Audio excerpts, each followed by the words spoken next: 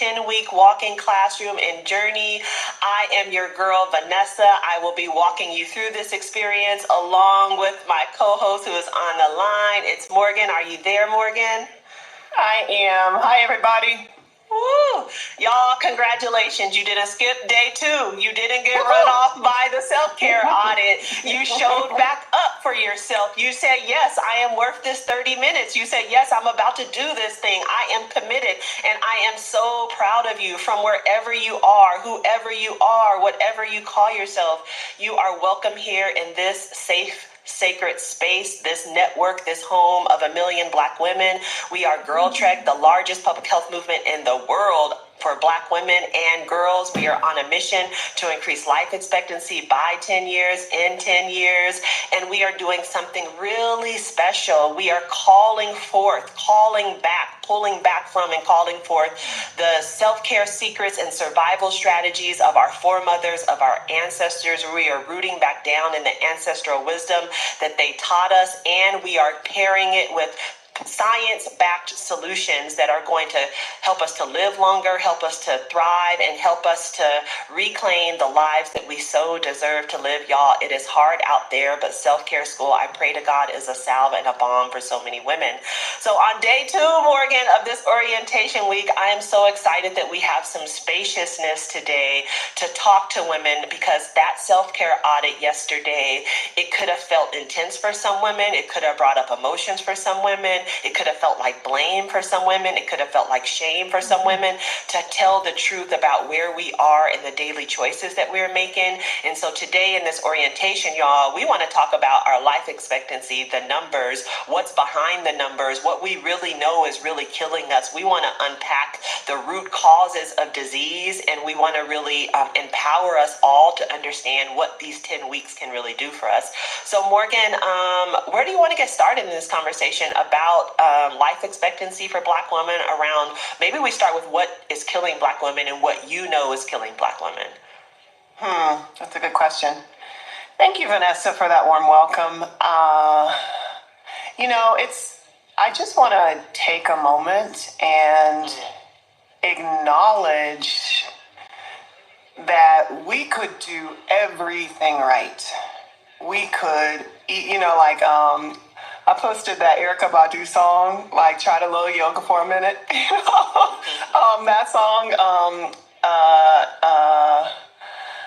that talks about, like, drinking holy water, and she did every single thing right. We could score 100% on that self-care audit and still be under the weight of systemic oppression that makes us ill.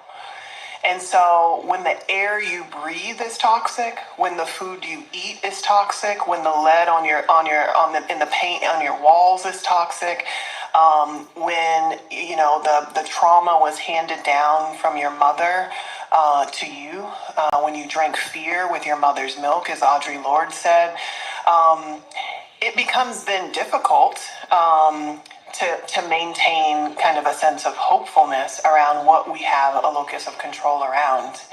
And so I just want to first say that, particularly as our world is spinning at a fast pace that feels unfamiliar with, like, things like AI, with things like tyranny around the world, with seismic shift in our climate and our climate zones and climate change. I can understand how it might feel vapid to talk about self-care and talk about, did you go to sleep, enough hours in a night? So we wanted to take today to really be able to provide some kind of context or some kind of real approach to the systems that we are confronting, so that you understand the rigor behind our strategy. So I just wanted to offer that. We chose walking not because we are a walking enthusiast necessarily, or even athletes. We chose walking because walking is the most powerful solution across both behavior change. We know if you walk 30 minutes a day, 5 days a week, it can ameliorate all risks of most chronic diseases by like 50%, right? And we'll talk about that in a little bit. But we chose walking because walking is also social. And we'll talk about why that matters, because being in community and belonging in community matters. And it helps with your life expectancy. And we chose walking because we have always walked for change. From Harriet Tubman to the women in the Montgomery bus boycotts, when Black women walk, things change.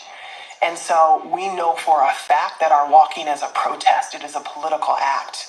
And so that's why we chose walking, not because we wanted to be like, a club of some sort, but we chose it because it was an elegant solution to all fronts.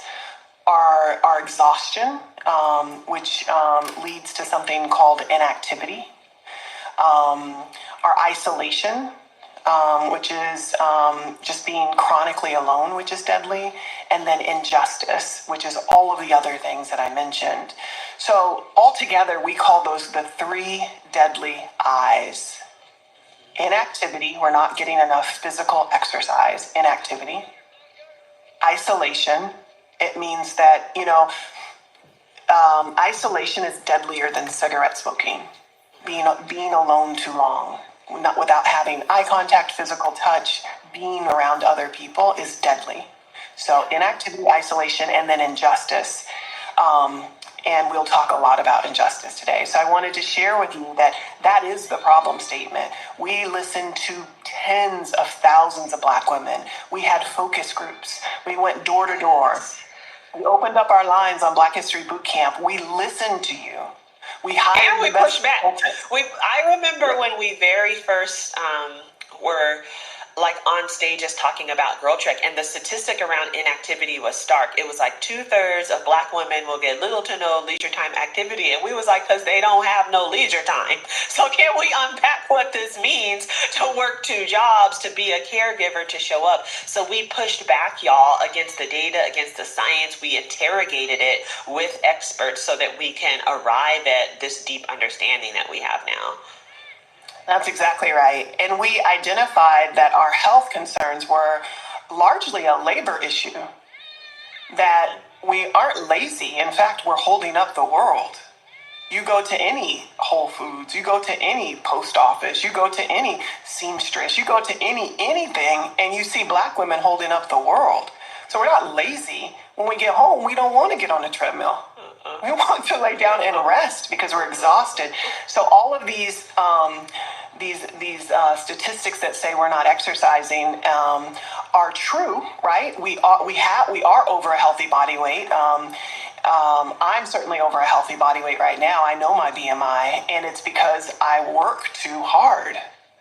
I work too hard, and I feel levels of stress around all sorts of things, from my family to my community to this world. And so, yeah, I do need to take better care of myself, but that's one level behavior change. Yeah. But let's now talk about the systemic destruction of Black families, which has caused isolation. Let's talk about the prison industrial complex, which has systemically taken away mostly Black men for decades, and increasingly and disproportionately now Black women, and locking them into institutions for nonviolent crimes. And yes, that has led to some disproportionate imbalances in communities where our loved ones and our partners are no longer there, no longer proximate to us, to love us, to hold us. And so that isolation is deadly. And then we are going to talk about injustice. We are going to talk about what it means to be a Black person in America. We are going to talk about the history of chattel slavery that led to the history of chain gangs, that led to the history of mass incarceration, that led to the history of lynching, that led to broken homes and flight from terror in the South and ghettos in the North. And we're going to talk about the things that have made us sick systemically. This kind of adverse childhood trauma or experiences that are indicators of why, or of if you're going to have diabetes, if you're going to have heart disease, right? There's an actual score called an ACE score, Adverse Childhood Experiences. You can take the test, the ACE test, and see your the probability that you will get chronic disease from what happened to you as a child, from where you lived as a child, from your zip code as a child, from how your mother and father spoke to you or did not speak to you as a child, from whether you were held or not as a child, from whether you were abused or not as a child. And so we want you to know that, yes, we are taking back our agency, but we are not doing it alone. You will never walk alone. And together, our collective organizing will dismantle the systems that make Girl Trek necessary in the first place. So that's what we're talking about today. So today's episode, we're calling it a life expectancy calculator. We want to tell you what you can do to increase your life expectancy and what you can do to actually prohibit yourself from living longer. Do you have anything else to add for that before we jump right into the life expectancy calculator? Yes, I feel compelled, calculator? but I got to get this book. It's going to take me literally 15 seconds because God put Dick Gregory's autobiography in my hand. I'm not kidding y'all. It was in the free bookshelf thing. And there's a passage, I have it. Just give me literally 10 seconds, Morgan. I have to read it, okay? Hold on. It's so good. Go ahead.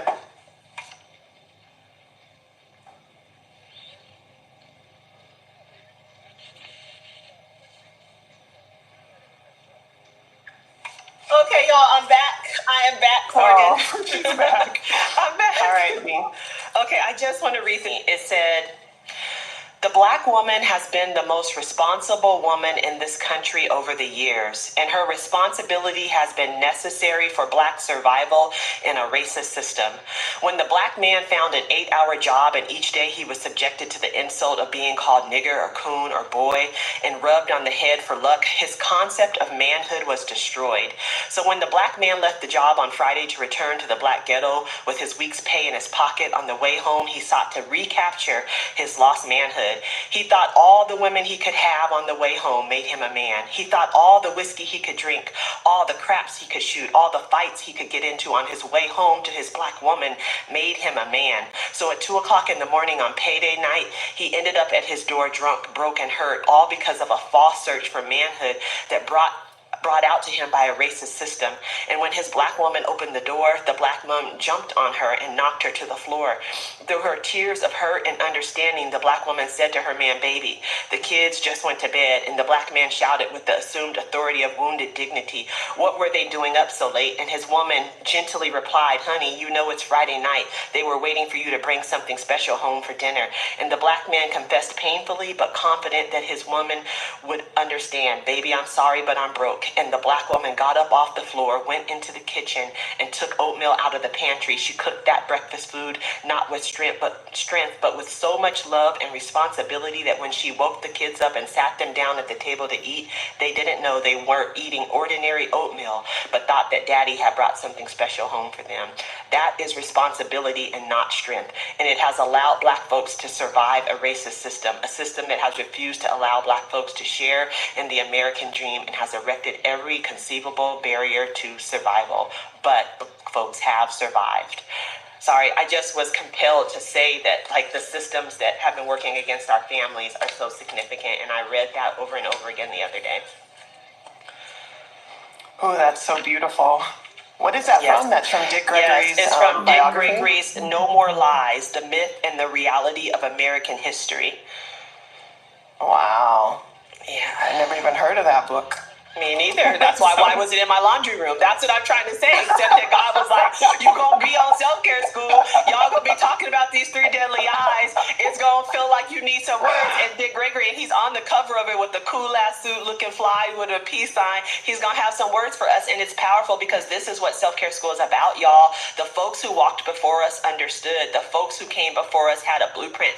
And now we're studying it and learning it and understanding it, Morgan. So I'm excited to talk about what do we know is the solution to this challenge. What do we know are the things that we can do and are going to do that are going to address this? And how do we know that Girl Trek is going to be successful in the next 10 years and increasing life expectancy for Black women by 10 years and 10 years? I love that. Thank you for that story, Vanessa. I think it was really important, and I think Dick Gregory was really important. It reminds me of a story I want to share, actually, about life expectancy. I want you to imagine with me that you walk into a Black church, and on the first pew, there are 10 women. 1, 2, 3, 4, 5, 6, 7, 8, 9, 10 Black women, all different ages, all different, body shapes. And they're sitting on the row in church hats. They're clapping. They're doing their thing.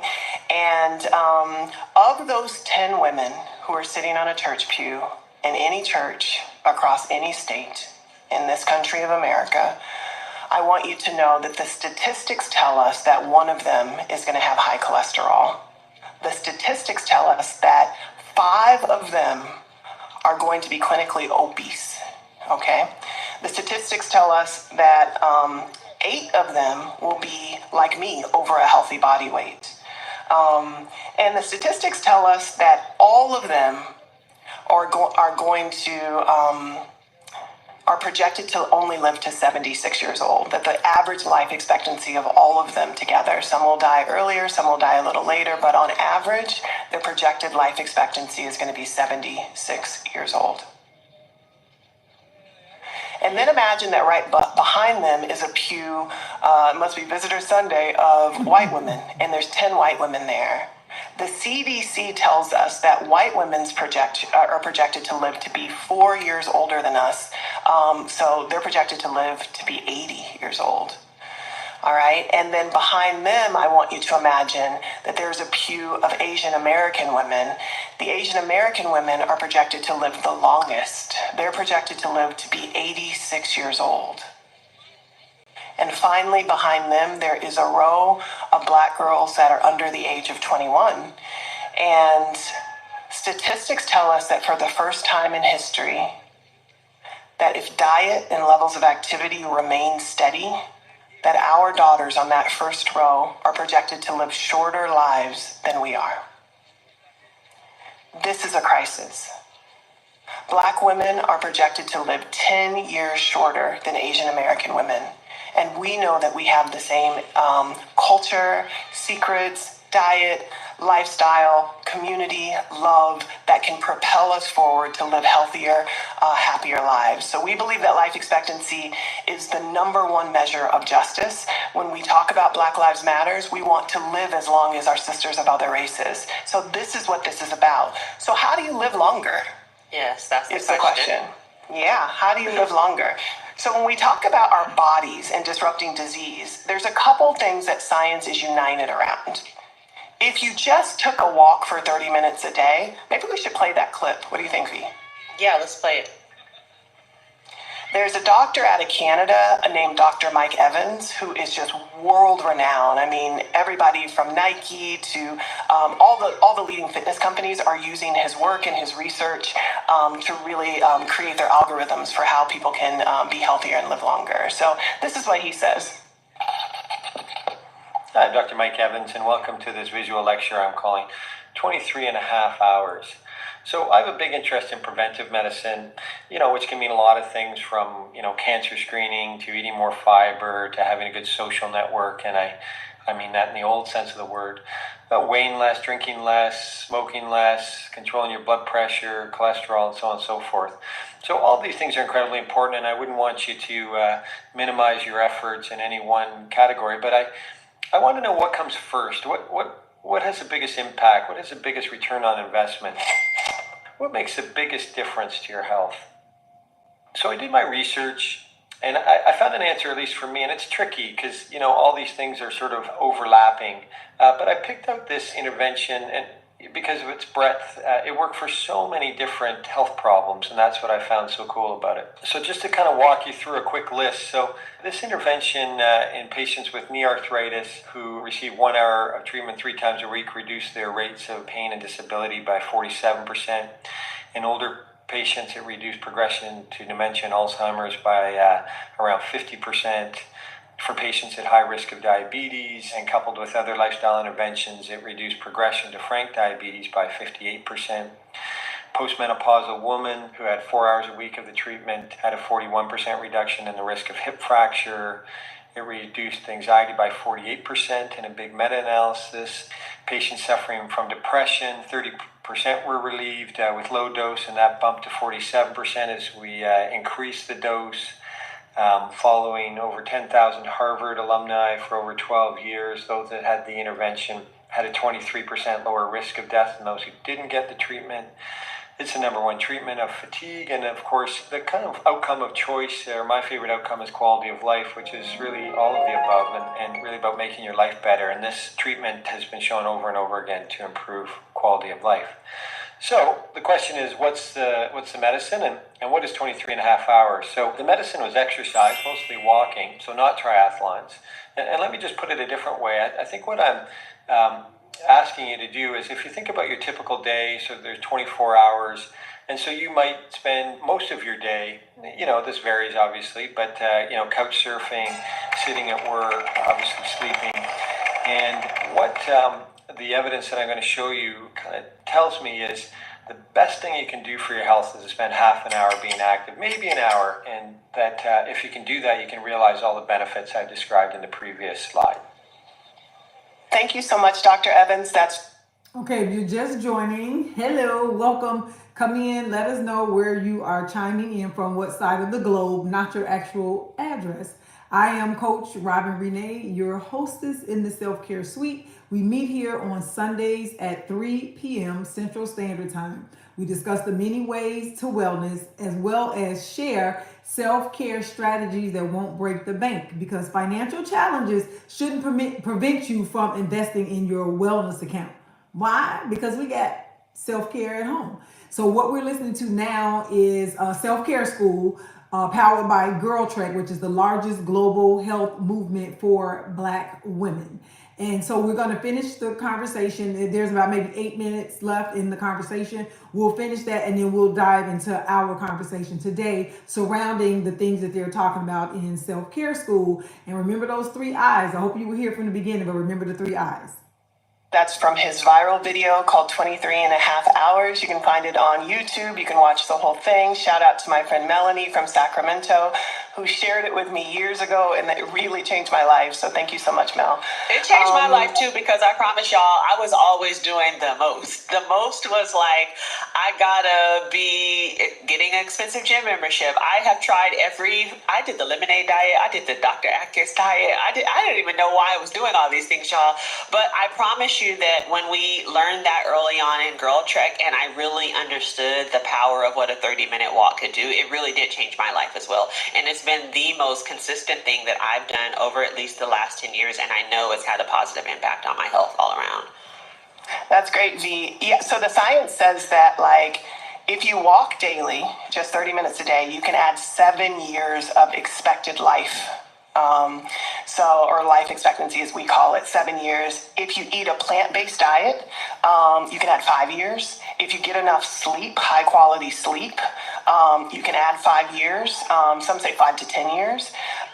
If you have mental health education, you can add 2 years. If you have mental health intervention like therapy, you can add even more.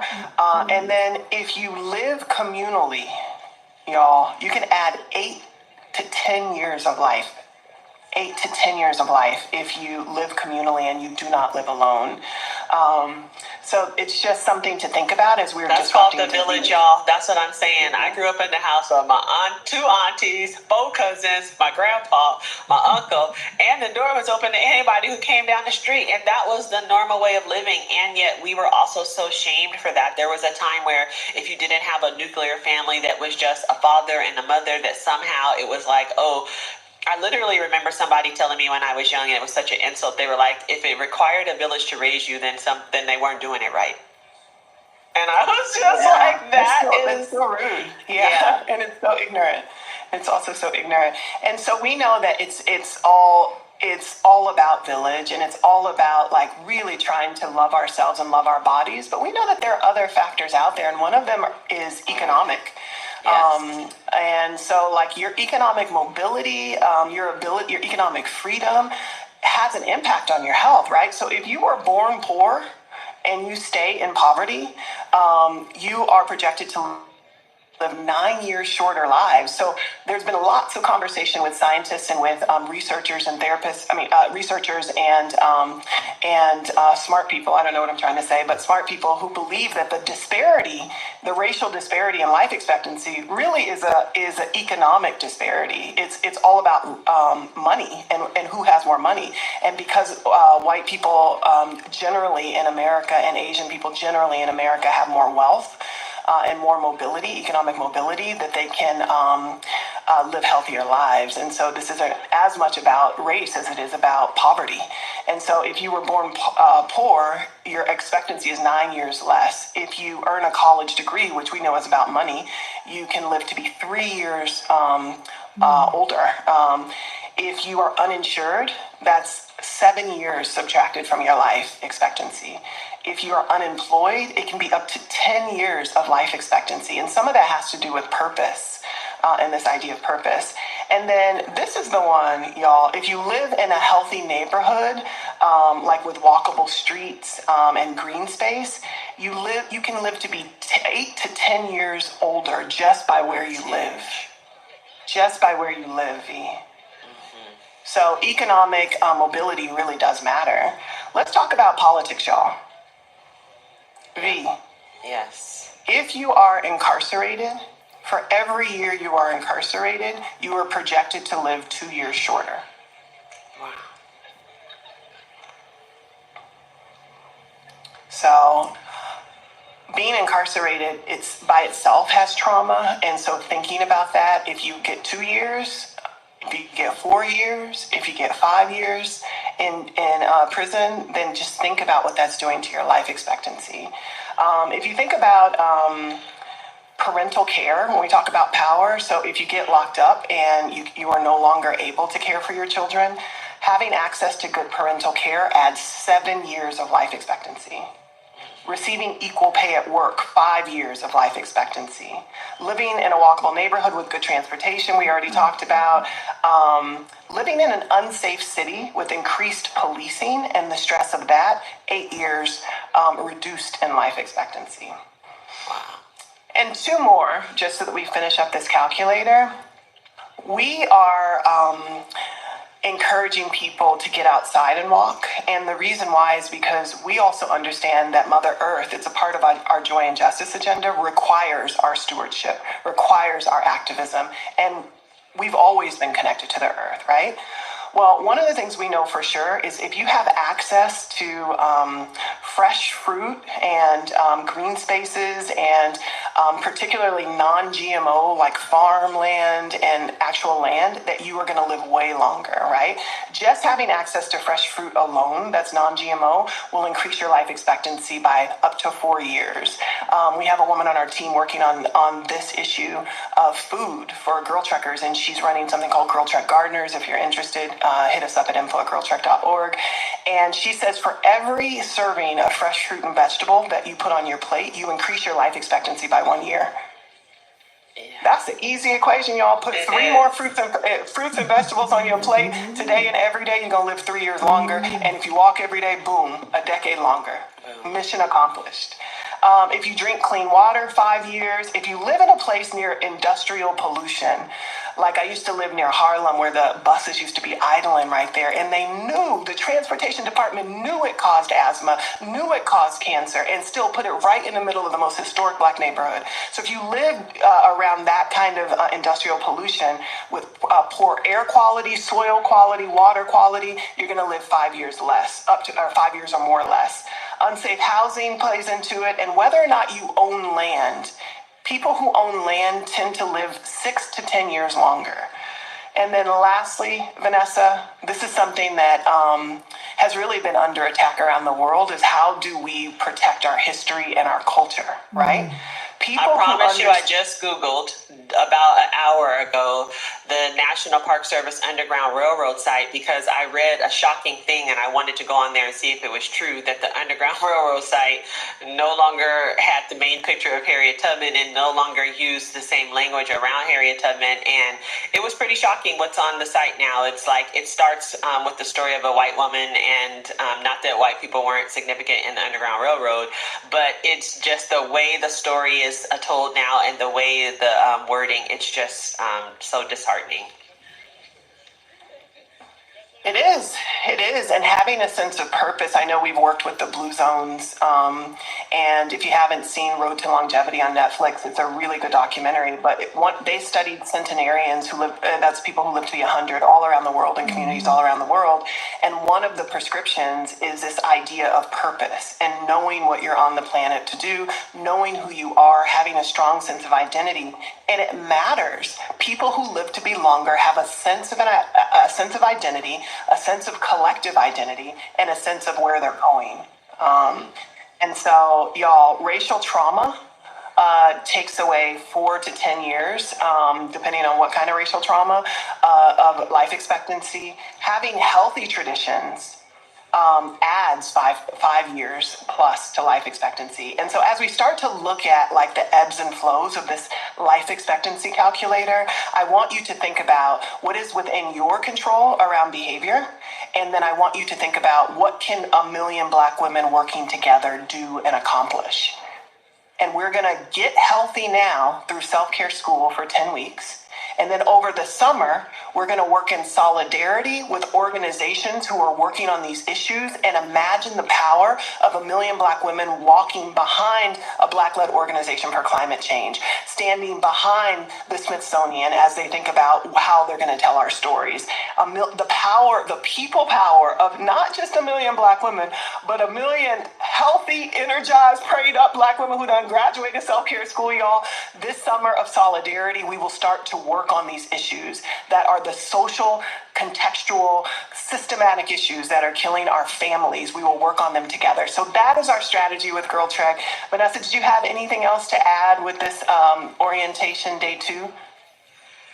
I appreciated thinking about what's in my locus of control. So thank you for sharing this, Morgan. I'm especially thinking about the next generation of girls who don't think maybe that this is relevant to them right now. And I want to say that one of the great things about orientation week this week on self-care school is that hopefully by the time we get to Friday, we have made such a compelling case for every woman on this phone to know that you really need to be doing these 10 weeks with some of the next generation in your own family, because the way a large part of the way that we actually address these things is to start earlier and to grow stronger and to have a movement that includes young people so that they can help us to fight all of the things that you were talking about, Morgan. So I'm just thinking about what's in our locus of control, and I'm especially thinking about not waiting for my family members who are young to get until they're old, until they're having chronic disease problems, until they understand the urgency and the opportunity. And lastly, what I'll say is I really am thinking about quality of life, which is also, even as we live those longer years, y'all, there is so much quality in this life that we can harness, that we can experience, that it's not about living more years of life so that we could struggle, living more years of life so that we could just be sad and on the couch and watching the Real Housewives or whatever it is. But there is so much abundance and beauty out there in the life and in those extra years. And that's what I'm most excited about for especially new women in Girl Trek to experience through this movement and through this community. Whew, this is such a good episode. I really have enjoyed talking to you, V. And please invite your mothers to walk with us. Please invite your daughters to walk with us. And see if you can get one person to commit to doing self-care school with you. And we're going to give you a gold star at the end of the week. If you, it will be on the honor code. If you can commit one person, listen, if you can commit, we talk about Harriet, who's a 4-star general.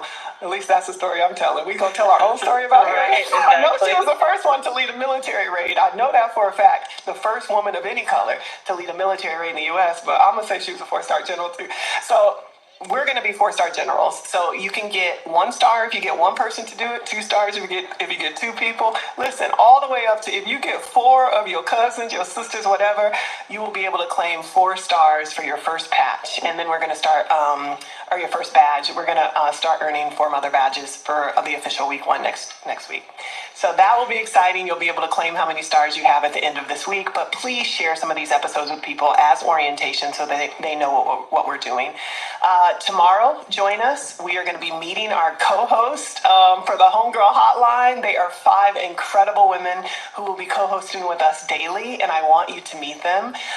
Vanessa and I are going to interview them tomorrow, so do not miss it. They're hilarious, they're fun, on and you want to know the teachers for Self-Care School. So we will see you very soon. Any final words, Fee? Yeah, I feel like this is the perfect opportunity for us to end on the clip of Felicia Rashad talking about sisterhood, what you just said about the 1 star and the 2 stars and bringing friends in, and then especially what you said about identity and purpose. And so if we could just call in sisterhood at the end of this episode and hear from the great Felicia Rashad and how she talks about sisterhood, I think it would be a great way for us to close this conversation out today, Mark. That's awesome. Sisterhood is acceptance. Sisterhood is understanding. Sisterhood is compassion. Sisterhood is I got your back. And sisterhood is also, okay, but I'm going to give it to you straight. Women are the foundation of the world, child.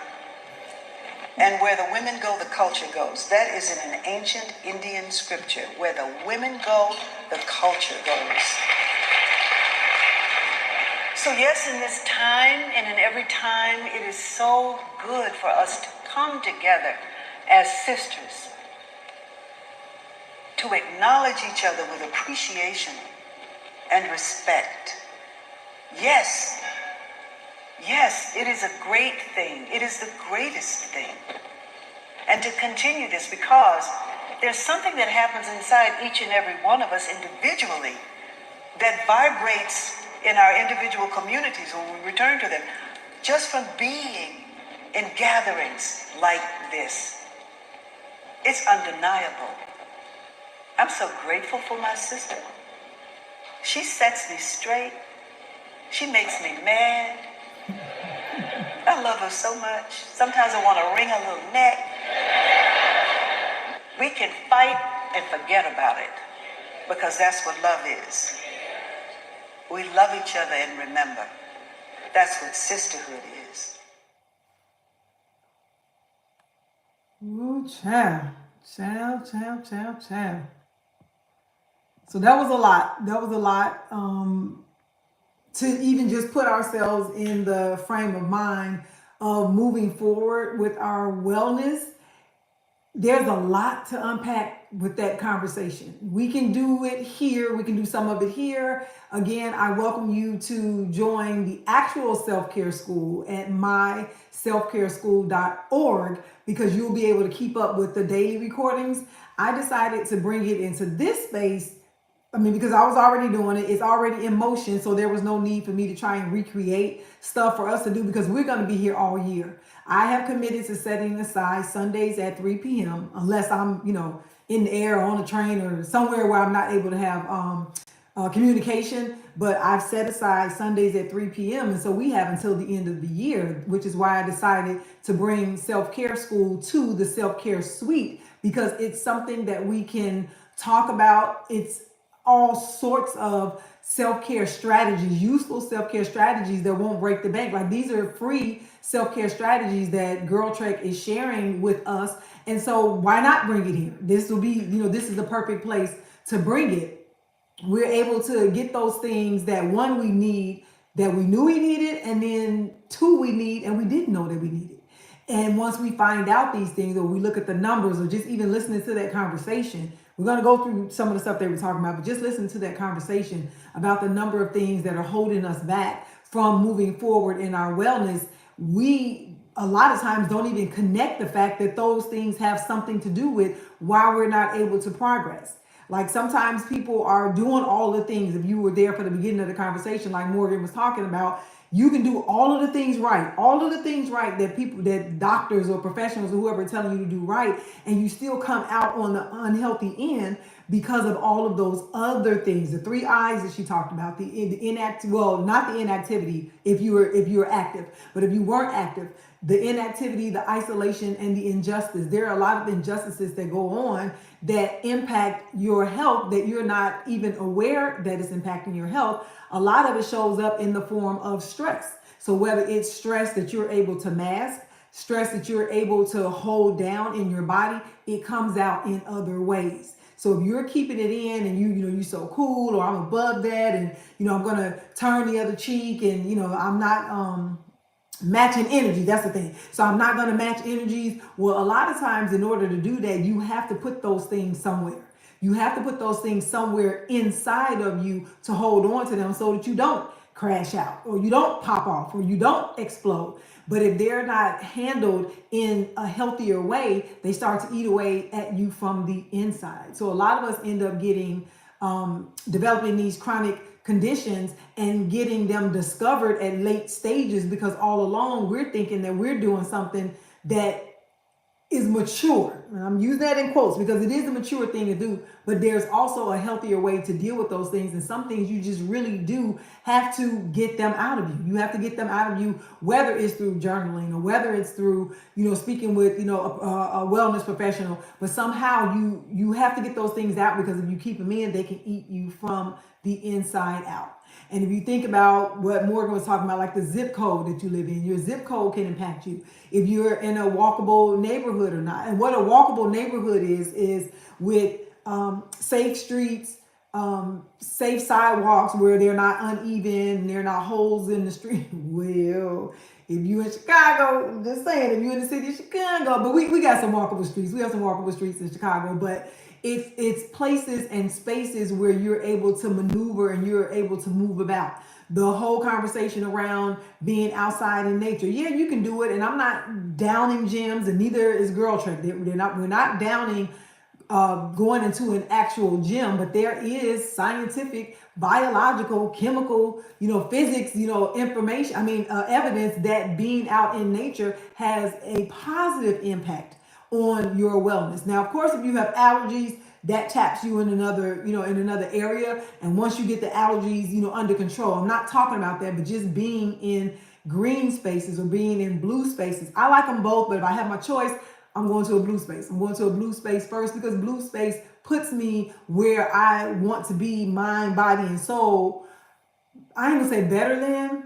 I just like the way it gets me there quicker than. I can say that than a green space. But I do both. I appreciate both. If I'm not able to get to a blue space, you better believe it, I'm going to a green space. I'm going to get somewhere outside. As long as the weather is conducive to me and to my comfort level. Now, I'm not an outdoor person in the winter, but I will go out in the winter. I will do things in the winter. It's not my first season that I would choose, but if I can get out and get some sunshine, even if it's getting out, getting some sunshine, and you're in a vehicle and you can see the sun, that energy from the sun, we actually absorb it. So whether you believe in that or not, it doesn't negate the truth of it, because it is true. Our bodies are so connected to the earth, but we do so many things, especially with modern technology, that pulls us away from the connection that we have to the earth. And so I don't know if you heard people, joke about, go and hug a tree, but it sounds kind of funny, but yeah, hugging a tree may put you in a better state, in a better wellness state, whether it's psychological, emotional, mental, physical, whatever. It can put you in a different, state. You have some people who ground, or who, walk barefoot on the earth's surface.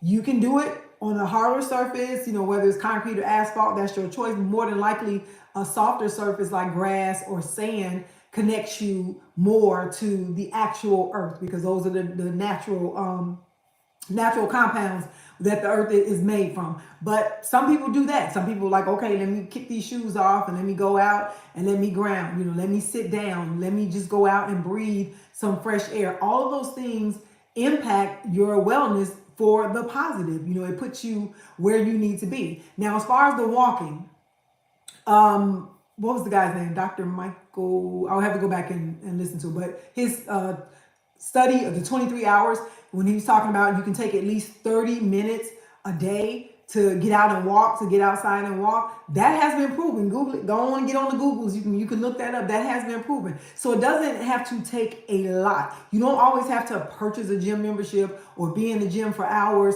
to get those things that you need to help, starting with your body, and then to move on to your mind and to move into your spirit or into your soul. You can get out for those 30 minutes.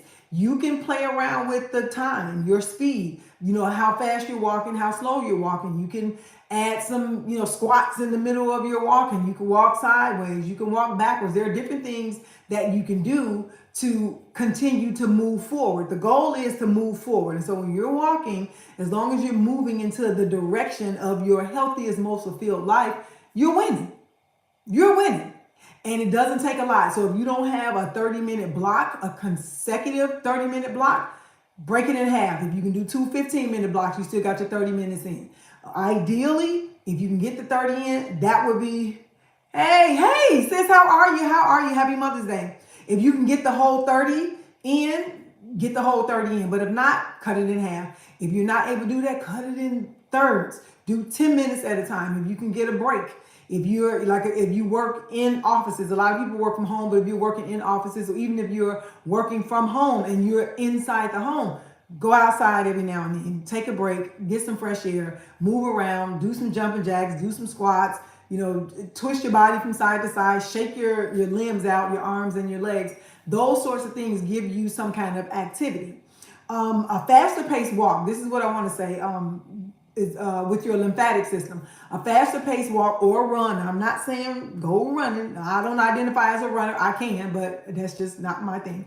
But to have some kind of motion or some kind of movement in your body, it helps to activate your lymphatic system. And that is a system that moves all sorts of things through your cells. If you've heard of when people have different cancers, they want to know, did it get into the lymph nodes? Did it get into the lymphatic system? Your lymph nodes are part of the signals that let your body know when something is not right here. You have an infection, so you have the swollen, glands, the lymph nodes, you have different spaces and places on your body where your lymph nodes are that lets you, thank you so much for getting your heart me, that lets you know that something is off in your body. So you want to get some kind of activity or some kind of motion. The rest, talking about rest. And now we're in America, so I don't know where other people are, but we are in America. The way our society is designed, the way our culture is set up is to hustle, hustle, hustle, hustle. Hustle, hustle, hustle. Things are on 24/7. TVs, social media, games, like all sorts, like 24/7. And so we are beginning to blur the lines of when we should be resting. A lot of us rest, and I'm doing air quotes, out of exhaustion. It's like we're tired. We're not intentional about, okay, it's 7 o'clock. Okay, it's 6 o'clock. Let me shut this down so that I can rest. Now, rest and sleep are not necessarily synonymous, because some people sleep, but they have restless sleep. And some people rest and they're not sleeping and they get rejuvenated. So the two don't necessarily mean the same thing, but they are both states where your body gets an opportunity to slow down.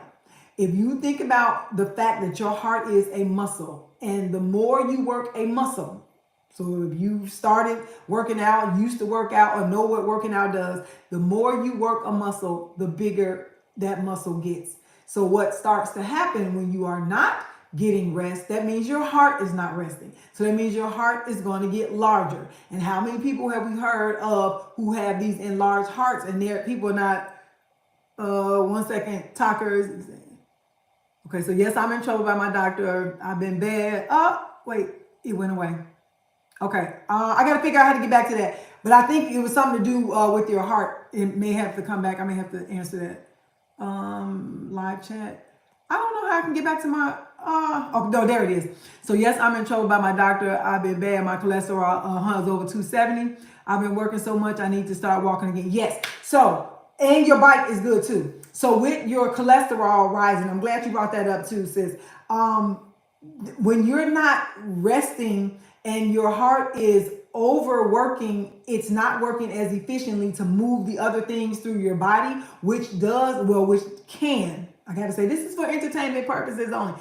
It can allow cholesterol to come in and to do a little bit more than if the heart was able to relax and able to work more efficiently to get that blood through your blood vessels. And so we don't want the cholesterol levels raising. Stress can increase your cholesterol level. Lack of rest can increase your cholesterol level.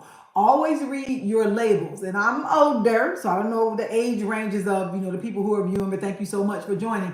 But when you start to read labels and you look at the amount of cholesterol, or the fats that are in things that you're eating, sometimes the stuff that you're thinking is good for you, depending on where your cholesterol is, may not be the best for you. So always read a label. Always read a label. And I'm going to give you one to look at. Look at coconut oil.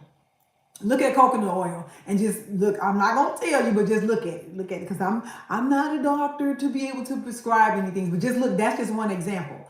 So if cholesterol is one of those things that you have challenges with, make sure you look at coconut oil if you decide to consume coconut oil. That's one thing that you want to look at. But the isolation. So the 3 I's, she said, were inactivity, inactivity, isolation, and injustice. So the isolation in terms of what community can provide for you. So with Girl Trek, now Girl Trek started, let me go back to how it started and where we are, and then I'll go back to the isolation. So Girl Trek started with 2 friends, and if you were here and if you heard the podcast, that was Morgan and Vanessa, and they're the 2 friends that started the organization. They didn't start off as an organization. They started off being tired of seeing the women in their families dying at can I say that word? Being gone at younger ages.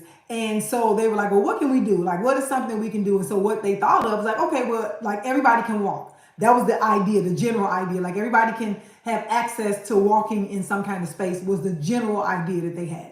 So they wanted to do something, challenge their friends and their family, because those were the people that were closer to them, and those were the ones that they were losing. So they put out this challenge, a 10-week challenge, which is part of the premise behind the self-care school being 10 weeks. So they put out a 10-week challenge to just get out and walk. And so after the 10 weeks, the people were like, okay, well, what are we doing next? Like, but that was fun.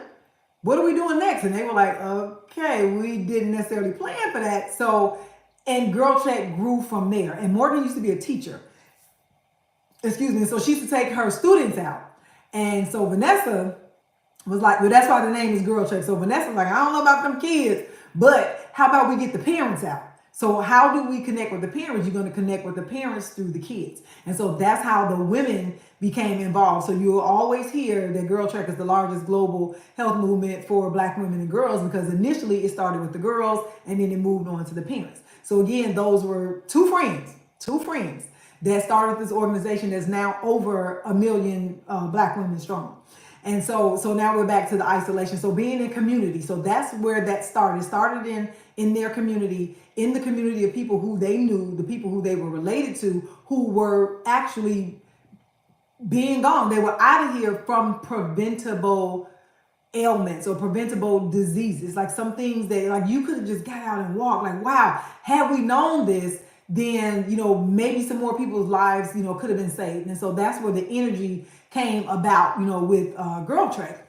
And so they came up, with more challenges, and then Girl Trek started moving out into different spaces, because remember, this is 2 friends, but all of their friends and family didn't live in the same place. So that's how it started spreading out.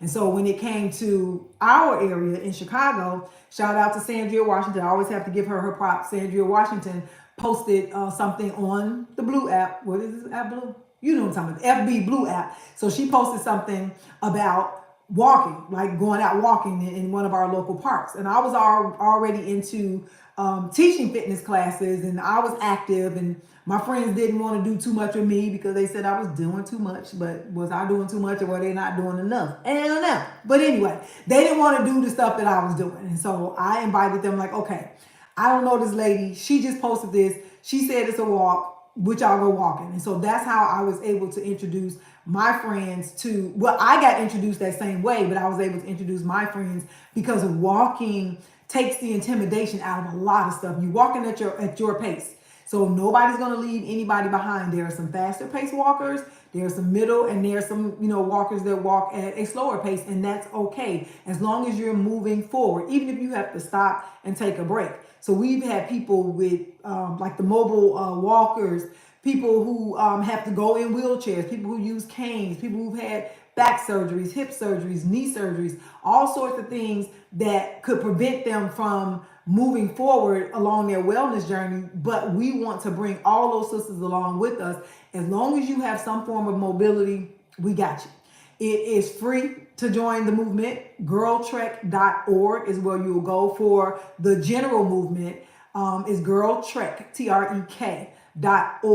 But for what we listened to on the podcast earlier, that is self-care, well, myselfcareschool.org is that website if you want to catch up to where they are, where we are. But where we're going in the self-care suite, because I just thought to bring it here, sorry, we're starting from the beginning. And so even if you want to, and it's right at the beginning of the self-care suite conversations, we're going to do that at 3:00. So if you want to go ahead and put your we call them gym shoes. I don't know. Some people say tennis, and I don't know the other kind of shoes that they call them, but we call them gym shoes. In the Midwest, in Chicago, we call them gym shoes. So whatever shoes, whatever comfortable, we're going to say your walking shoes. Okay. We'll just say that. Put on your walking shoes. You can do that for the first 30 minutes. So if you ain't exercised no other time during the week, no other time during the weekend, you can say, okay, Sundays at 3, I'm going to walk. And so we're taking the self-care school sessions weekly. So you're going to have a long, we're going to take you throughout the summer. So the end of self-care school is Juneteenth, and there's a big celebration. So you make sure you get involved with myselfcareschool.org so you can get, connected. That's that community. That's that isolation. We want to have you connected to a community. And even if you feel like, well, I don't have anybody to walk with. So I've been with Girl Trek since 2012. And I've been a solo trekker since 2012. I tried the whole group thing and I did it, for a while. I'm an early bird. So for the most part, my times that I was getting out walking was like early for people. And so people were like, well, that's so early. That's so early. And then when I would try to accommodate people, I tried. But then when I tried to accommodate people and they said, okay, well, can you do 8:00? Can you do 9:00? Well, I'm pushing my day back to get this group together and y'all not showing up. So yeah, I don't know how well that's gonna work. So then I just rerouted back and let people know where I was gonna be, when I was gonna be there, and if you show up, I'm gonna be there. I'm gonna be there. But what I started to find was that me rearranging basically my day. If you want me to start something at 9 and I'm used to being places at 5, no later than 6. That's 4 or 5 hours later, 3 or 4 hours later than what I'm used to starting. So that's a lot. That's a lot to commit to when my day is so cut off. So I'm an early riser. So our group is a Sunrise Sheroes. And so we got out there early in the morning and we're not starting past 7:00. That's just not, 7:00 is late for us. So anywhere between 5 and 7. So I actually go for sunrises. I go watch sunrises, which is some of the most beautiful things. So that's me in my blue space. I mean, I go through green space to get to my blue space. But if you have not seen the sunrise, you're missing a lot. Some people like sunsets. Some people like sunsets. Nothing against sunsets. I respect sunsets, but I'm a sunrise person. So anytime I can get out into some blue space and watch the sunrise, that's what I'm going to do. And so that's the time that I'm active. That's the time I'm out. That's the time that I'm moving. So just like when the weather changes in the spring, I can do afternoon to early evening walks. I can get out, whether I'm going to a blue space or just walking in the neighborhood. I can handle that. But when it's 70 degrees in the morning, I'm outside. I'm outside in the morning and I'm catching that sun. I'm listening to what I call nature's soundtrack, where I'm listening to the birds, and I'm listening to, just people starting to just hustle just a little, just a little bit. You hear a little rustling, not a whole lot, not a lot of cars out, just, the city slowly waking up. That's my time. So you decide what's going to work best for you. But if you want to do it while we're here in the self-care suite, come at the very beginning. So you're going to have that company. We'll be your community. So that isolation, you won't be, even if you're physically in your space alone, you know that you're going to have the self-care suite. And I'm on 2 platforms. And I'm really not sure how we're going to work this out if I take this outside. I don't know. That's on me, though. I got to figure that out.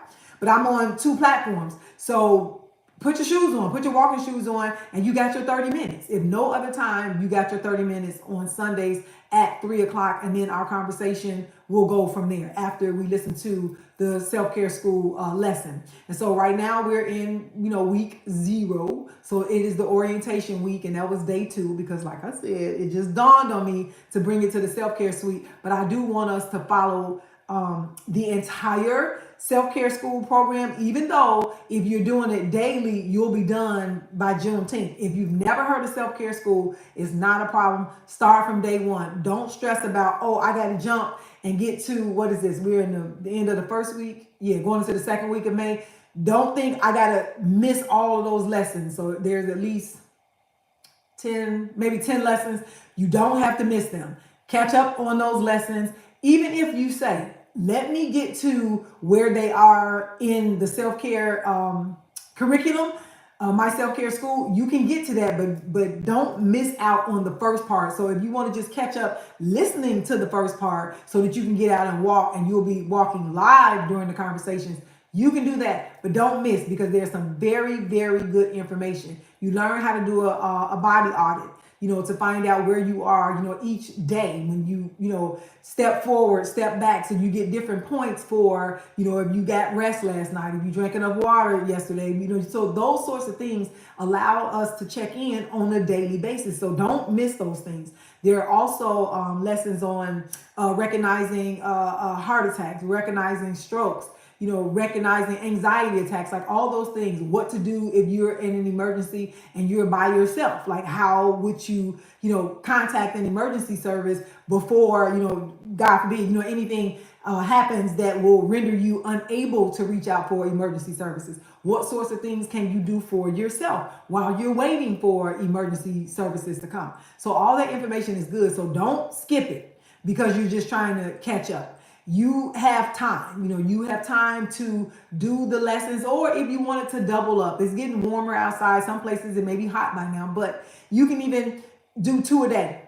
You can do 2 a day. You can do 30 minutes in the morning, 30 minutes in the evening. So if you could do 30 minutes before your day starts and then 30 minutes to wind down, you're doing 2 a day, 2 a day. And so you'll be doing 2 weeks in a week, so that way you're able to catch up if you want to be right on schedule with what's happening in the self-care school. But don't stress about not being there today, and stress to the point to where you miss the beginning lessons. That's not what the idea is, because the goal is for you to be able to get all the information from the entire curriculum so that you can have the big celebration, and you can still participate in the Juneteenth celebration even if you aren't at the end. You still celebrate, and then you just keep it moving. You keep it moving throughout the summer. But yeah, Juneteenth is going to be the celebration. So back to Morgan and Vanessa. So with the 2 friends, and then once the movement started spreading, there were Trek teams. So we had city captains, state coaches, and neighborhood captains. And so there was this tier, right, like an organizational tier for the different teams to be able to connect, or to have somebody to connect with, in their city. There, if you're on the Blue app, the FB Blue app, if you're on there, there are actually different groups where you can be plugged into your city. So no matter where you are, and even if you travel, you tap into another city and say, okay, I'm going to be traveling. I'll be in your city. Who's available to go walking with me? Or are you, do you all already have a regular time that you're walking? So you'll always have someone to walk with. Again, I am a solo trekker. I tried the group thing, but people's in my schedules they didn't do too well together. But I pop in and out of different trek groups. So I can be in Chicago, I can be in Indiana, I can be in Michigan, I can be in Memphis, I can be in Atlanta, I can be in Colorado. Where else would I trek? New Orleans. So I've trekked all around. So wherever I am, I'm popping out. I'm finding somebody to trek with.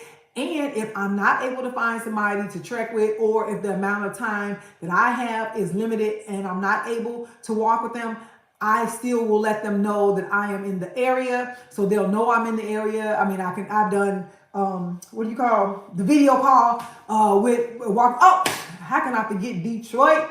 Motown, Bailout. Oh, if you in Detroit, oh my God, I love Bailout. But anyway, so I can let people know, that I'm in town, for that time. And so for the most part, I will have someone to walk with. But if I don't, I'm okay. You can be your own trek captain, trek leader. And so when we were with the different tiers in the organization, I'm not going to say it became too organized, but I'm trying to put this in the framework. Well, what started to happen, especially with new people coming in, they were more fixated on the organization, right? So if you're not the captain, if you're not, so, and it kind of started throwing people off. Like that was not what this was intended to be. This was not intended to be where you got to come in and you're reporting for duty. And that was not the intention. The intention was to get Black women mobilized, organized, and moving. Black women and girls, because I had another part in the movement as well, because I had the little trekkers called TNT because they had that boom. So trekkers in training.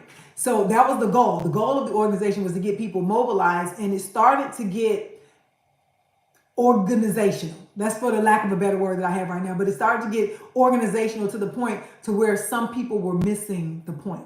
They were missing the point of why the movement was established in the first place. And then being new coming in, you want to follow the rules. And if you're thinking you're following the rules and someone else is not following the rules, well, you're not the captain. You're not the captain. I don't have to. Yeah, we didn't want that. There's no bickering. There's no arguing. It just started to begin to feel like people were disconnecting from the purpose of why the movement was started. And so the national team decided, all right, let's go back to the very beginning. So we don't have nobody, there ain't no neighborhood captains, state coaches, city captains, none of that. Trek leaders, let's go back. Everybody is an individual organizer, even the two co-founders. If you were here for the beginning, Morgan and Vanessa, they just became organizers. Everybody went back to being an individual organizer. And the goal was, okay, now you text 10 people or you call 10 people and get them to come out. That's it.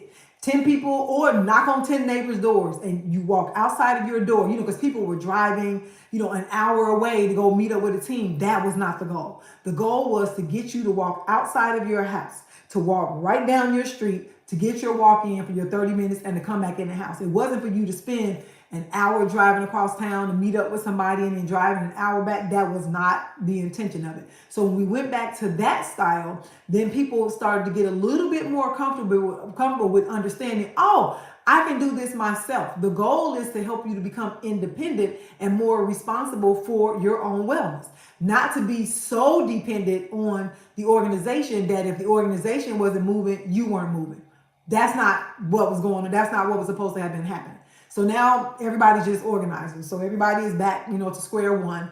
And then it dialed back even more, after lockdown because of the number of people, who were impacted by that, the lockdown, the inactivity, all of those things. So dialed back, even more to like, okay, you know what? Let's put a pause on this.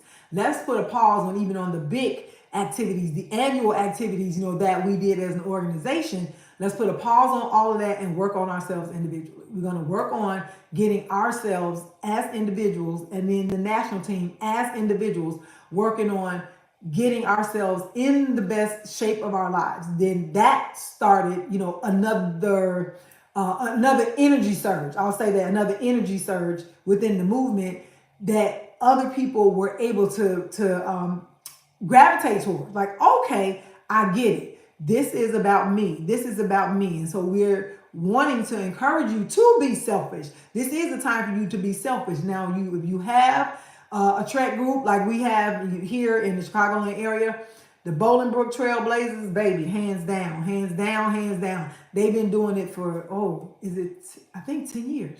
They've been consistent. They meet up like 2 to 3 times a week. They do all other kind of activities. So if you're out in the Bolingbrook area, if you're in the Chicagoland area, the Bolingbrook Trailblazers are tight.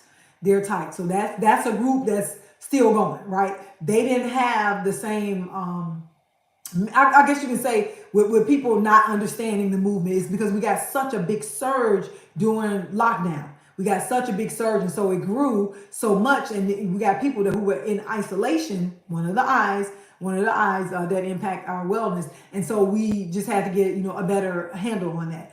We got the Zero Dark 30 crew down there in Mississippi, down there in Jackson. They tight. The Delaware Soul Sisters, they tight. So we do have some that, and then Atlanta has like 5 different groups. Atlanta has like 5 different groups. And so those groups are still, you can still get with the group, but what we don't want is for you to get so bogged down to thinking, well, if I don't have anybody to walk with, then I'm not going to walk. That's not the intention. The intention is for you to still get out and walk. And if it means you get on, a video call with someone and you're walking at the same time. So again, I'm offering this time and this space. For one, I decided this back in January. So this is even before self-care school started. I decided to hold space for people to come to have a space for self-care. Now, Sundays are my chill days. So I have to keep saying that so I can stay committed. I can stay committed throughout the year. But if I say it, I'm going to do it. I mean, I'm going to do it. But I still like to say that. I like to say it. I like to put it out there. I like, to verbalize it. That's what I agreed to. So I agreed to at least hold space for Sunday afternoons. Again, I already told you all, or if you don't know, I love being in my hammock on Sunday afternoons. So some of these conversations may come from the hammock. I don't know. Just got to figure out how we're going to get the phone to stay up. But some of them may come from my hammock. But I want to offer that as a part of my support to you, for you to be able to know that you have some time, you have someone, you have a community, you have a space that you can go to get some form of self-care. Even if that's just chilling, right? If you want to just come and you want to gather information, that's okay. That is totally okay. We want to be able to share the information. We're encouraging you to share the information if you do come into this space, because that's what we want to do. That's a part of building community. That's a part of building the self-care community. It's also a part of helping people in the self-care community build their self-care arsenal. Can I say that word? Self-care toolbox, self-care backpack, self-care treasure chest, whatever it is. We want to help you to build that. And that's how we're doing it in the self-care suite. So we welcome you in. We totally welcome you in. Now, what I'm asking is when you come into the room, you let us know what side of the globe you're coming from. You let us know. If you're on the talk, I greatly appreciate it. If you can tap that screen on the tube, if you can make a comment, just make sure that we stay engaged in these comments so that one, the different apps know that we are real people and we're not just right. That's like white van, no logo, no Windows behavior. We don't want to be like that. We don't want to be like that. But it's a chance for us to get familiar. So will you become besties with somebody in the self-care suite? You might. I don't know. But at least we understand that we're coming here because we have a commonality, and that commonality is self-care. Hey, Mama 3, how are you? Frankie Rose, how are you? Welcome in. So we have that commonality that we are interested in our self-care. And that's what we're doing in this community.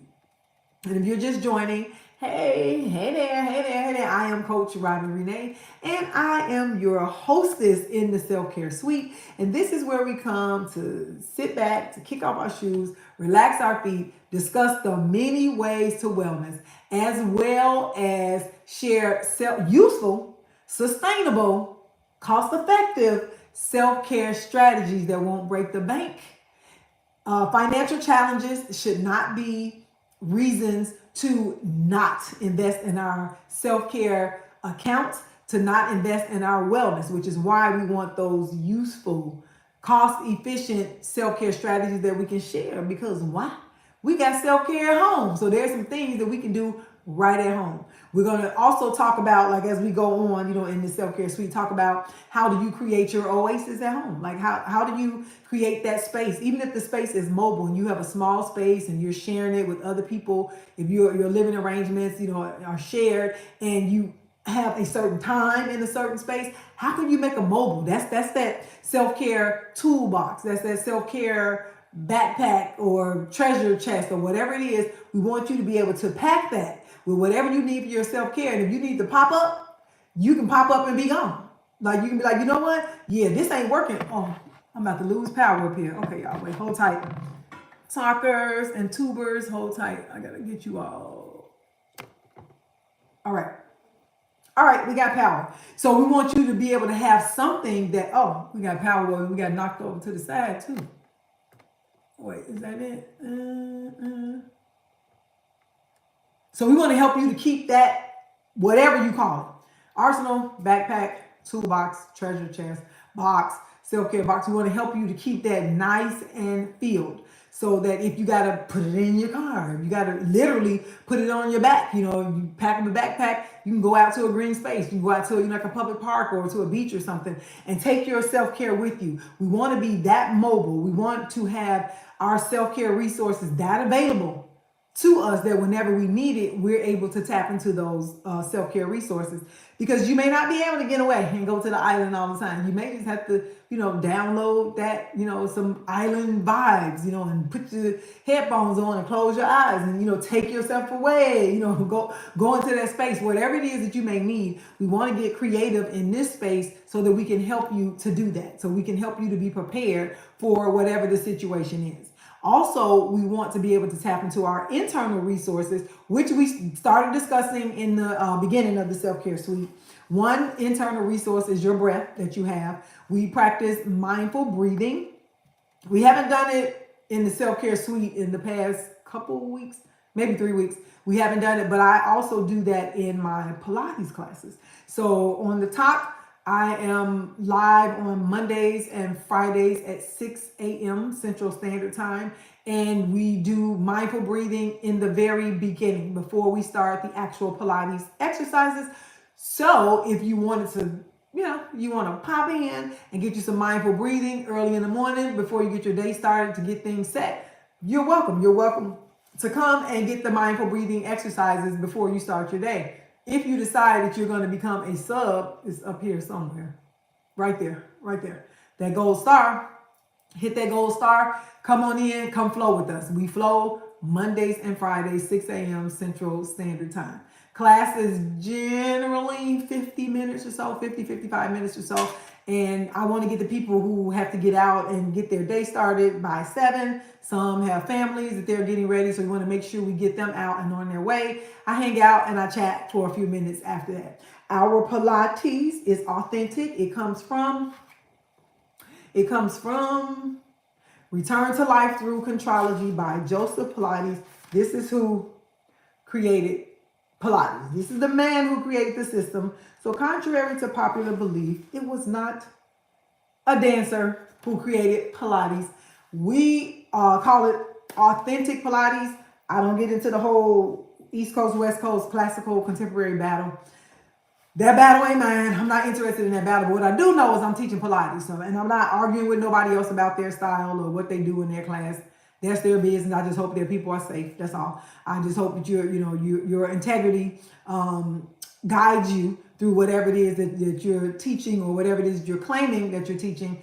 And if you decide to just grab onto the word Pilates because, it's a money maker at this time and you can sleep at night, that's on you. That's on you. That's on you. I don't have anything to do with that.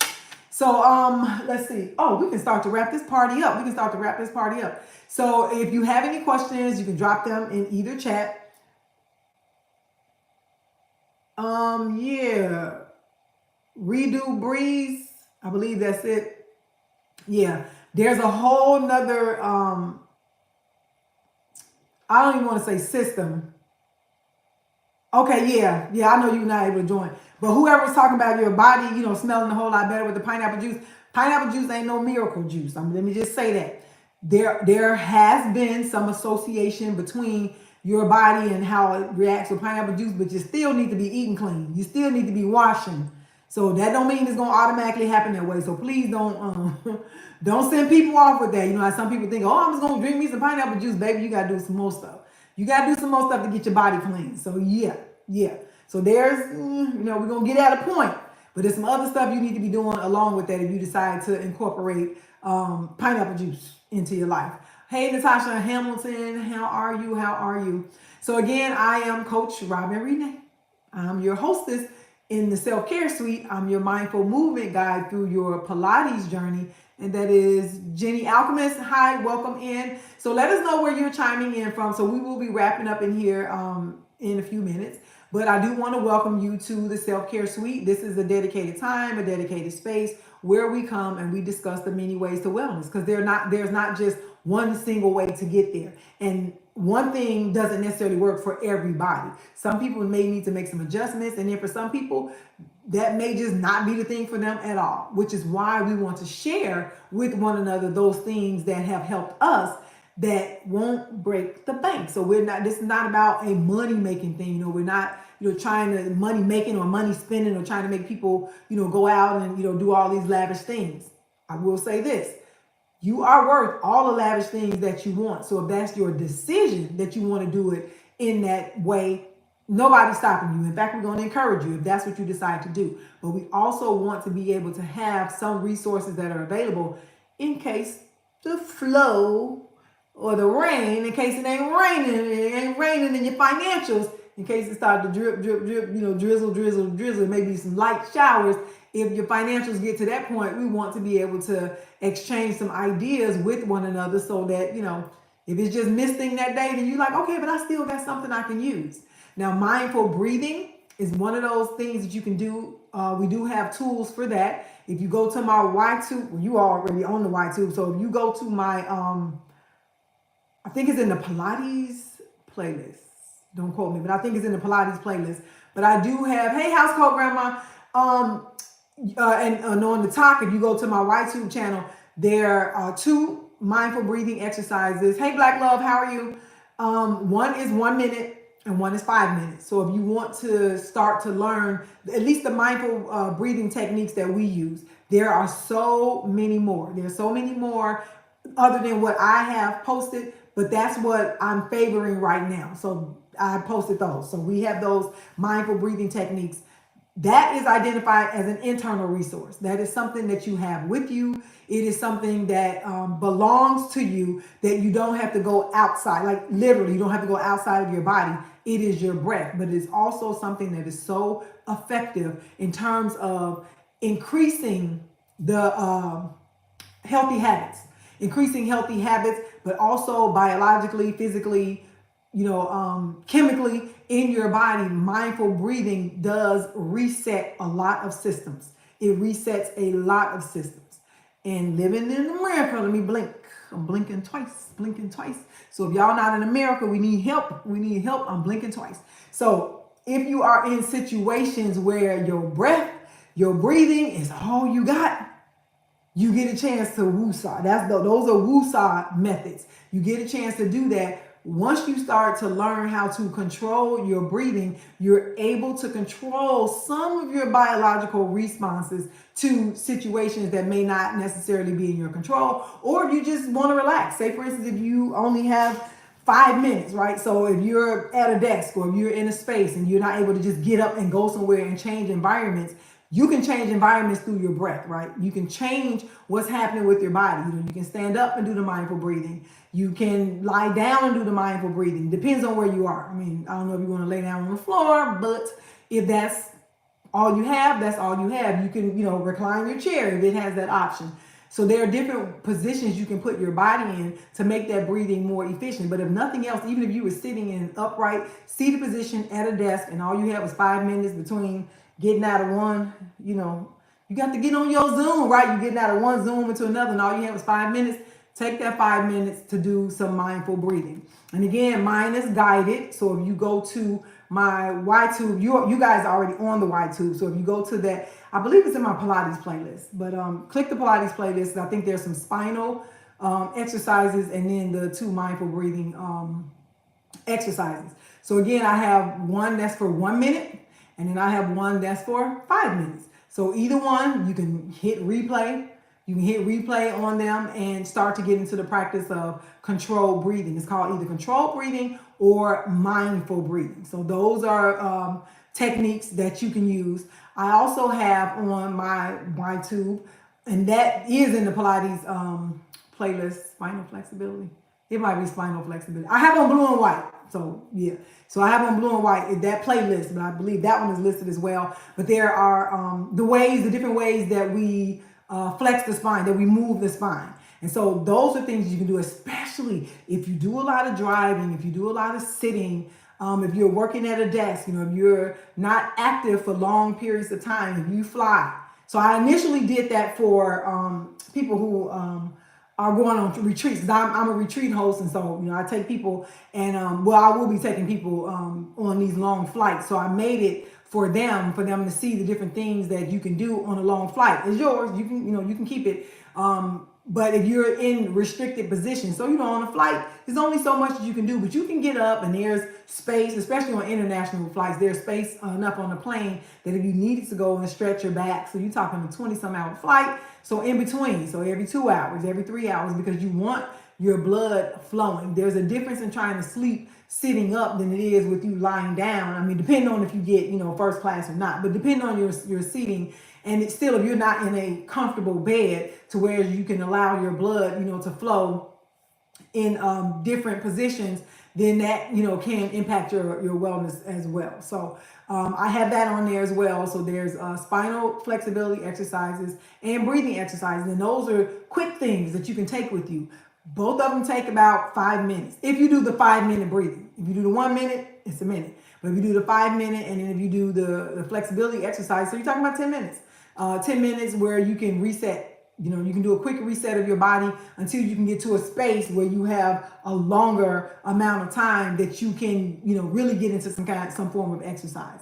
And again, if you're on a flight, if you want to take a walk, you can walk around the plane. If that's, once they let you take your seatbelt off, if you want to walk around, you can walk around the plane. So those are resources that we want to have that we can easily access. Those are the things we want to be able to easily access. So we got that physical, psychological, and spiritual when it comes to the breathing. But then we have the physical exercise with the spine, because sitting in those positions for long amounts of time, and that's just how our society is. Your spine is being impacted and compacted as you're sitting down. So think about gravity is basically not necessarily banging, but it's pulling down on your spine.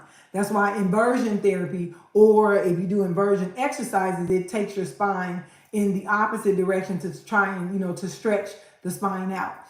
If you don't have a regular spinal care routine or a spinal checkup, because our spine needs to be checked on before the pain starts, because we know we're going to go check it once we start hurting. We want to do these things as preventative measures so that we don't have to end up in pain and it taking longer, or something being out of whack and we got to get it fixed now. But if we know how to increase the mobility or the flexibility of our spine, and it's really simple exercises. So I do encourage you to go and check them out. Again, on the top, come over to the tube and go to my channel. It's Coach Robin Renee. So whatever social media platform I'm on is Coach Robin Renee, but it's yours. Those are resources that you can use. And again, so we're winding down. I am Coach Robin Renee. I am your hostess in the Self-Care Suite. We meet here on Sundays at 3 p.m. Central Standard Time. This is a place, and this is a space, and this is a community where we come to discuss the many ways to wellness. We also exchange useful, sustainable, cost-effective self-care strategies that won't break the bank, because financial challenges shouldn't be preventing us from investing in our wellness account. We should never stop investing in our self-care. Why? Because we got self-care at home. And that's what we want to do. We want to get really creative with our spaces. I'm actually looking forward to this summer. And we do have someone, I don't know if she's still on here now because she was working on her Oasis, but I'm so excited to bring her on. So we're still going to do our self-care school because we got to get through that. But then she'll come in, but she's creating this whole Oasis in the back of her house. And I'm excited to bring her in because the ideas, it's like when I go over there, I'm like, dang, man, like you got this, you got. So, but she wants to share. She wants to share it with our community. She's very, very, very creative when it comes to utilizing a home space for entertainment. She loves her home. She loves being at home. So everything you could think of and not, she done thought of it and put it in the home. So she's going to share some of her ideas. She knows how to maximize stuff in the Dollar Tree. I'm telling you, Dollar Tree, Burlington, what other stores does she go to? I don't know. If you still on here, Glamorous, let me know. But and it's not breaking the bank. Now, what I will say Don't look at her projects and say, "Oh Lord, I'm never gonna get there," because you will, because it's taking her time. So, but she'll talk you through it. She'll talk you through it and encourage you and help you to understand. You do a corner at a time, a corner at a time. Because sometimes we see spaces and we're like, "I want to do this. I want to do this. I want." Sometimes you're just gonna take a corner. You're gonna take a corner, conceptualize that corner. You break that room up into those 4 quarters. Take a quarter at a time. Take a quarter at a time, and you still have your original concept in mind, but then you create your paradise in those spaces. Again, if your space has to be mobile, she the person to help you out. So I'm excited. I'm excited. I'm excited. I'm excited. So it's summertime, summertime. It's summertime, and so we just want to get creative with what we already have. Who said James Brown? You got to use what you got to get what you want. Use what you already have. That's what we want to do. We don't know where this economy is going. We really don't. Day by day, we don't know where this economy is going. So we want to utilize things that we already have. There are so many things that we already have that we're not using that we forgot about. Like, I forgot I had this. This has been in this box for 17 years. Pull it out. Pull it out. So again, I'm going to bring her in. I don't know if she's still on here, but if you're still on here, Glamalicious, say something and let us know. But yeah, but she's going to let us see, her oasis, her paradise in progress. And I'm excited. I've seen some of it, but she, still has other concepts in mind. So make sure you come back and you check in. Again, that's a part of self-care, using what you already have. Sometimes your physical space is a part of your self-care so that you can know when you come, just like the space that I'm in now. So my original studio was in the basement, right? So I did that out of necessity. I was teaching in physical places. Once we went to lockdown, I'm like, okay, I got to get on the Zoom. I got to get on my Zoom. So I had to create a space where I was able to continue to utilize for my classes because, that's my business. Hey, Chucky, welcome in. And so I had to get into that space. Well, I've just been working. Thank you so much. You as well, if you are, Mom. Thank you for getting your heart me. So I've been using that space. And so we're 5 years out, and I had just been continuing to use that space and had another space, which is this space that I'm in now, had another space that we weren't even utilizing in that way. And I thought about, wait a minute, I've been down here, concrete walls, concrete floors, no windows, all artificial light. I'm like, I got a space that I can use. And it just dawned on me one day. So I started doing the things that I needed to do to get this space together. And so I'm moving on up. I came on up at the cellar. I'm not gonna say the basement. I was in the lower level. I was in the lower level. Yeah, I was on the lower level. So I wanted to, expand my horizons. And so I utilized the space that I already had. Well, this was ordered and this was ordered because that wasn't in the lower level. That wasn't in the lower level studio. What do they call it? The garden level studio. Those two were not. So these were additions and everything else. Yeah. Oh, my lights, the bigger lights, they weren't down there, but yeah. So yeah, Chunky. So you just came in, but yeah, we're gonna be talking to someone who's converting the back of her house into a paradise. So she's gonna let us see it. You a garden apartment, okay? So yeah, but so that would be good for you too. She's converting a space into an oasis, a paradise. And so we're gonna talk about how can you doing it too? Yay! Yes. So we want to talk about those things that we already have, and sometimes it may take it. If you're sharing a space with someone, again. Hey, Frequency Rising, how are you? If you're sharing a space with someone, what part can you use? Even if your space has to be mobile. If it has to be mobile, you pop it up, pop it down. But we want you to have all of your self-care tools. Is Unlucky Beginner? Hello. You created a name. Oh, I would love to see that. I wanted a fountain in here too. I still may bring one because I do have a fountain that is actually in the what we call it the Empty Nesters Club, Empty Nesters. So it became that during lockdown. So it's where the cars go, but you stretch out there. Yes, honey. Yes, I know you do.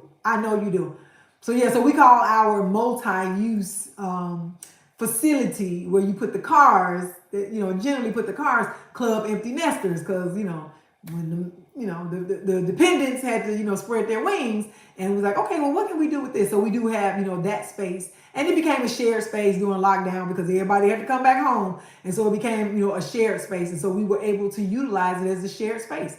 Who was going to be in it at this time, who was going to be, and everybody was able to utilize it. So you can just take what you already have, take spaces that you already have, and you would be surprised. So you may look around like, I don't know what to do with this. I don't know. It could be something on the wall. It could be a picture. So if you like nature spaces, but you're not able to do, a lot, depending on the lighting, like where I was before, and so they live upstairs, you got rid of. That's how my sister did. She rearranged everything. So when they got a little older, she sent them back up to the regular room. Yep. And she went down. Yep. She went down. That's what my sister did. She went. So hers is like a whole apartment. Yeah. She switched them around. Like, nope. I need y'all in individual rooms. Like y'all got, because they're they're in their teens now. So yeah. So she switched around. And so now she's able to literally get away. Yep. Yep. It's very private. Yep. She was able to literally get away. And once she closes that door, she has everything down there. Does she have I think she has like an air fryer. It's not a whole kitchen though, but I think it's like an area. It's like a little dining area, but I think it's an air fryer. It's not a whole stove. Yes, it's like an air fryer because she cooks. So her, her kitchen is still one of her sanctuaries too. Because she loves it. That is so funny. Yep, but she sure did. She switched everything around. And I was like, yep, tap, tap. You go upstairs. You go upstairs. You go upstairs. So yeah, that's good stuff. Yep. So the big meals are still cooked in the kitchen. I believe it's like an air. It's not a microwave. I think it's an air fryer where she can warm up stuff. But she has a little dinette set, a kitty toaster oven. Yeah, I think hers is in the air fryer though. Yep. Yeah, or a little toaster oven. Yeah. Yep. And so hey, so it works. You have to do. You have to do what you got to do. You got to do what you got to do to have your sanctuary and to have. Yeah, hers is not. I think it's an air fryer, but where she can just warm up stuff. So, but you got to do, what you have to do in order to get your peace, in order to create your sanctuary, in order to create your space. So again, we will be doing self-care school, and that's myselfcareschool.org. That's powered by Girl Track. That's going to be our first 30 minutes. Yep, little by little. And that's what we're doing. And we're going to, by the end of the summer, child, people are going to be having whole oases, sanctuaries in their space. You would be surprised. You would be surprised. And you're talking about different stores during different seasons. They have different things marked down. So you don't have to rush into doing it. Take your time doing it because you want to do it right and not just do something like, saying, I'm just going to do this for now and I'll get back to it. Remember, we ain't trying to waste the funds. We're not trying to waste no funds. So don't do it if it's not exactly what you want. No more duct tape. That's what I call like duct tape in your life. No more. We want to make sure that we get what we want. And even at perennial, baby, I got a yard full of perennials. Like, because I did the whole annuals. But what did I buy last year? They're called, I forgot the name of them. But I like them. They're annuals, but it's only 4 little pots. I forgot the name of them. But they're pretty. They're like this deep red color. I can't think of the name of them. Now I got them for the first time last year. You have all natives. Oh, well, you got the strong ones then. Oh yeah, because in the Midwest, yeah, I gotta see what yours are because I need some more strong. I got a lot of hostas, so I got the ones with the white trim. I got the dark green. I got the big leaf. That. So you go in Graffiti Chicago with plants. I don't know what that is. Graffiti Chicago. Yeah, so let me know what that is. But yeah, so I do need some more ideas.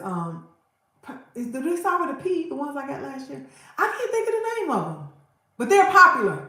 They're annuals, but they were so easy. Now, can I say the word gangster? I don't know. I need gangster plants. So if you need me talking to you and spraying you and oiling your leaves, I'm not the mom for you. I'm not. You're planting flowers all over Chicago. Ooh, okay. That's nice. But yeah, if you require a lot of care, I'm the auntie. I'm the plant auntie. Now, if you can withstand, like I got something I call my roundaway girls, Lisa, Angela, Pamela, and Renee. Now, if you can stand not having some water for a couple of weeks, because I might not, always remember. But I need you to be strong, girl. I need you to be strong. But other than that, I'm a plant auntie. I'm not a plant mom to the ones that are real sensitive. I had a garden a few years ago, and I grew lettuce. And child, let me tell you, lettuce needs a lot of love. Needs a lot of love. Because one day you come and it's like, hey, I'm here. Then you come back like, you forgot about me the next day. Hey, I'm here. Like lettuce was doing too much. So then I moved, the next year I moved to, because I had, not the butter leaf, the one with the curly on the outside. It was a like, of course lettuce has a high water content, but it was like one of the higher contents. I had that one, but then the next year I switched to Swiss chard. That worked for me. It's a little heavier, it's a little thicker. So Swiss chard is more or less, thicker like kale greens. So yeah, I was able to handle that. Like, okay, you all right? You okay? I'm gonna come water you in 3 days. I'm gonna come water you in 4 days. Yeah, the Swiss chard worked out very well for me. So gardening, and don't think because you're in a smaller space, especially if you're in an apartment and you just have a patio, or if you're in an apartment and you're not able to sit anything out, there's so many creative ways to grow stuff inside now. They have all these lights, they got the tower planters, like all sorts of things. So if gardening is your thing, if you want to grow food, my motivation behind gardening, even though both of my parents were gardeners, but my motivation behind it was I wanted to be able to, yeah, them the plants I need. So okay, so Chucky, I need to see them. I need some resilient gangster plants. So my motivation behind starting my garden was I wanted to be able to pull all of the ingredients for a salad from my garden. Like that was my goal. And that's how I figured out what I was going to be. Hey, Gilly Willie, how are you? That's how I figured out what I was going to be planting. So I'm not going to say it was no rhyme or no reason, but I didn't get real scientific. What I said was, I want, you don't have a green thumb. And yes, they're, okay, thank you. Well, see, no, don't claim that though, Chunky, because they're alive. So I used to say I didn't have a green thumb, I had a black thumb, but I had to get rid of that energy, right? So my thumb, my thumb is a chameleon, right? So it's going to work with what I have. Then I just started looking for those plants that can handle my thumbs. So with my garden, I said I was going to do all the ingredients that the only thing I didn't grow was carrots. I didn't grow carrots. So all the things that I liked in the salad, that was the first year. And so that made it a lot easier for me because I knew I wanted certain things in the salad. Like I said, I didn't do the carrots. So then the next year, I'm like, I'm going to put all the ingredients that I like in salsa. And then I grew that. And then, so I was able to go out and get all of my ingredients. So it was like one summer, I mean, me and my daughter, it was because we both, love salsa. We would go out there and just pick the stuff out and then just go in the house and make the salsa. So that was fun. That was fun. So that's how I grew it. So I didn't, I'm not just one. So you have a salad mix. Yes. It was fun. It was fun to me. I'm like, oh my goodness, like this was so much fun. And then them tomatoes. So by the middle of the summer, we were doing good with tomatoes and they just went crazy. By the middle of the summer, they grew like, it was like so many. And then I saw like, oh, this is why gardeners have to give away so much stuff. Because once the heat started getting over 80, baby, them tomatoes took off. They took off. They were all, and I had like 4 different kinds of tomatoes. But now I know, don't buy so many. Buy one little, because I can get sprouts. Now I don't go from seeds. My thumb ain't that green. It ain't that green. I don't go from seeds. I go from the sprouts. So it's something that I have evidence that something is there. So you're going to make a salsa. Yeah, that's what I did. That we did. It was one summer we did not buy salsa from the store that summer. We went out and that was fun. But, then also gave her, see, I didn't even make tomato soup. Yeah, we did salsas. I guess I should have made some soup. But we were just giving the tomatoes away. So that was something that was, it was relaxing for me. It was, pico. Okay. It was motivating for me. It was encouraging for me. And it was also healthier for us because we grew it. And I grew my stuff in pots. Even though they were outside, I grew them in pots because we got a lot of clay. So under our dirt is a lot of clay. So I just didn't want to chance that. I don't know. I mean, maybe it was safe, maybe it wasn't. But I just went ahead and went with the pots. So don't think you cannot grow stuff in the pot. Because you can grow in the pot. Yeah. I didn't want to take the chances. And we had this one rabbit, which my kid's named Harry. But the good thing was, Harry only ate off one hosta. Harry ate some, I think a squash one time. And we had to go get our little rabbit away, and put that around that pot. And then he just started eating the hosta. So I'm like, okay, this is yours. Don't eat my plants. He ate like not a whole plant, just one, It's like, no, you up here, you done went too far. You can't be up here now because that's a rodent. That's a rodent. That's a rodent. That's a rodent. Don't care what you say, it's a rodent. It ain't cute to me. I ain't scared of you and I'm not gonna harm you. But we're gonna sprinkle this here to make sure you don't come back because you don't want to be coughing and choking over here, so stay away from these pots. And he just went to the hospital and we left that hospital there because he kept going to that. And I was fine with that. He kept going to that and nibbling off of that. That's fine. I guess he survived because, we never came outside and saw him laying down. So maybe that was, maybe that hospital had some kind of special nutrients coming out the ground. I don't know. So yeah, we let him do that. But other than that, everything was in pots. All of our stuff was in pots. So if you want to try your hand at gardening. Now, one of the easier things to do is to go with herbs. I did find that out. If you start with herbs, you feel so successful. So successful. One that you can do is peppermint. Now, you put the dirt on top of the plant. Yeah, we do. I mean, we it's over it, but I just didn't. I just went with pots. I just said I would just go ahead and dig them up in the pot. So, but peppermint. Hostas are dangerous to dogs. Oh, I didn't know that. Oh wow. But do dogs chew on them regularly though, Chunky? I didn't know hostas were dangerous to dogs. Well, Harry was a rabbit, and Harry ate that one. He didn't chew on nothing else in the yard. Nothing at all. Nothing, just that one hosta. So that's why I say I don't know if it was something special in the clay or the soil or whatever with that one. But a mint plant.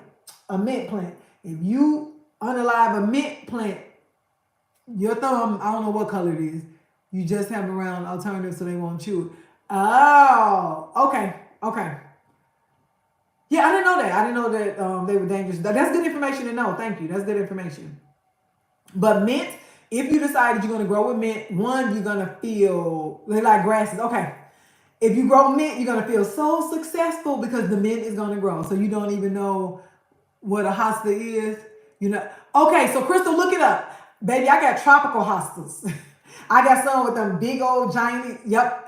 Look up hostas. They come in all different. I got the green with the yellow trim. I got the yellow with the green trim. I got the green with the white trim.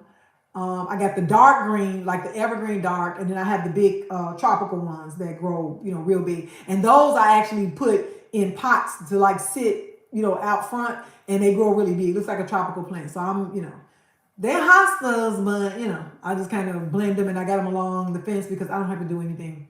I don't have to do anything at all. It's wonderful to be out in the sun. Yes, it's definitely wonderful to be out in the sun. But if you grow peppermint, warning, put it in a pot. Put it in a pot. Now my daddy, he was like an avid gardener. Well, him and my mama, but he was avid. Like he always wanted to grow everything big. He used to put his mint in that 5-gallon paint pail and then dig it down in the ground. And he had a rubber rim around that so that it wouldn't get out. So but that's how big that peppermint. But if the peppermint, if it blows somewhere, like peppermint is going to, he would dig that big old 5-gallon pail and sit it down, and he had that black rubber, like that landscaping rubber around it, so that it would still went up, so that the peppermint wouldn't lay directly on the ground. Eventually, some of the seeds or whatever are gonna fall down. But he would have that big 5-gallon paint pail, and that's how he grew his peppermint, because peppermint will take over. But mosquitoes and bugs do not like peppermint. They don't like peppermint. They don't like lavender. So these are things you can have that's going to double. So they can be your herbs, and they also double as mosquito repellents. Peppermint, lavender, and lemon balm. I have all three of those. Yep, because of the pest, for sure. Yep. So peppermint, lavender, and lemon balm.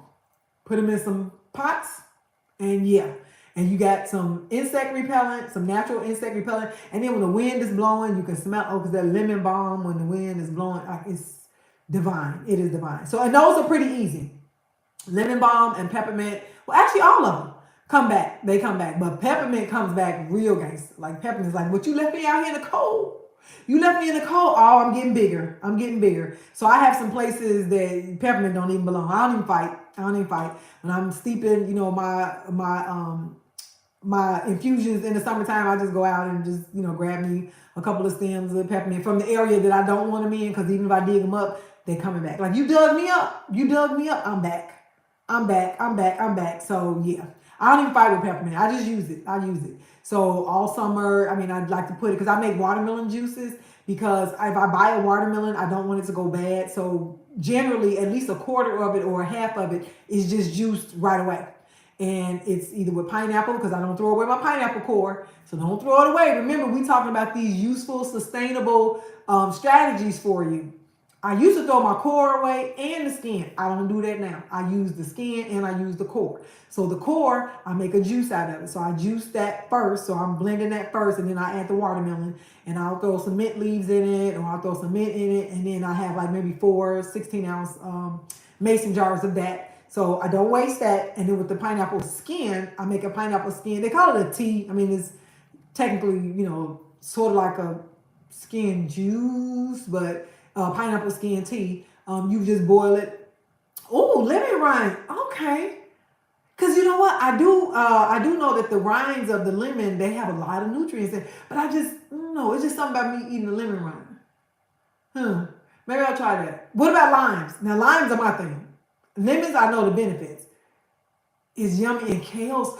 Oh, and it probably takes the bitterness out of kale. Oh, let me know that, Chunky. Does it take the bitterness? So she's talking about putting lemon rinds in soup. It may take the bitterness out of the. Is oh good. Okay, so I may have to try that. Okay, so don't throw away your lemon rinds. Also, use those and use the skin of your lemon. But we making changes here. We making strides here, and it's all in the name of health, in the name of wellness. And so just come back. Make sure you tap in with us. This space is on Sundays at 3 p.m. Central Standard Time. And if you started planning something, or if you started creating, see, lemon is so tart for me. I'm a lime person. I will do lemon, but I'm a lime person. Like I am a lime, because lime just makes life better. Lime is like the chill cousin. Lemon is that cousin that be turning up, and lime be coming through like, listen here, little cuz. Listen here, little cuz.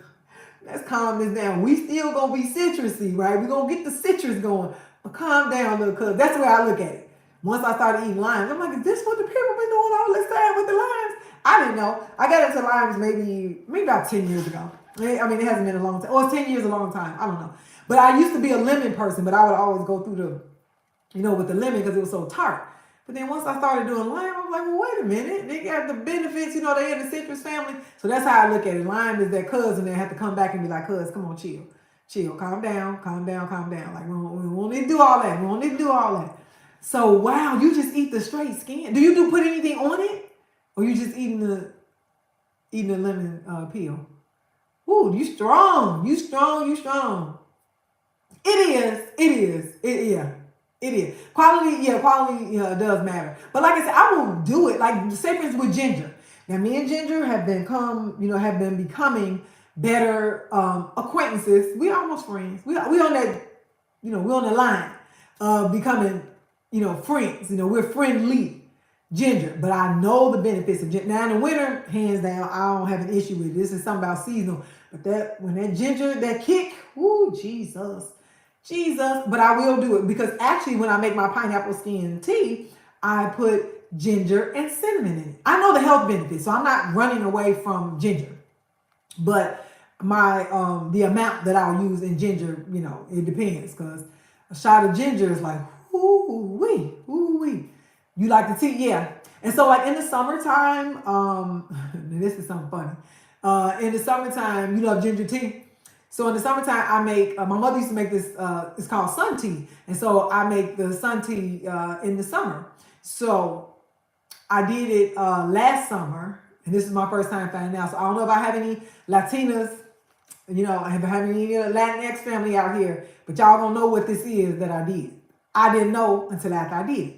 So I put my, pineapple skins out there, because I'm like, okay, I don't have to boil anything. I'm just going to put it out there in the sun, baby. It turned into something else.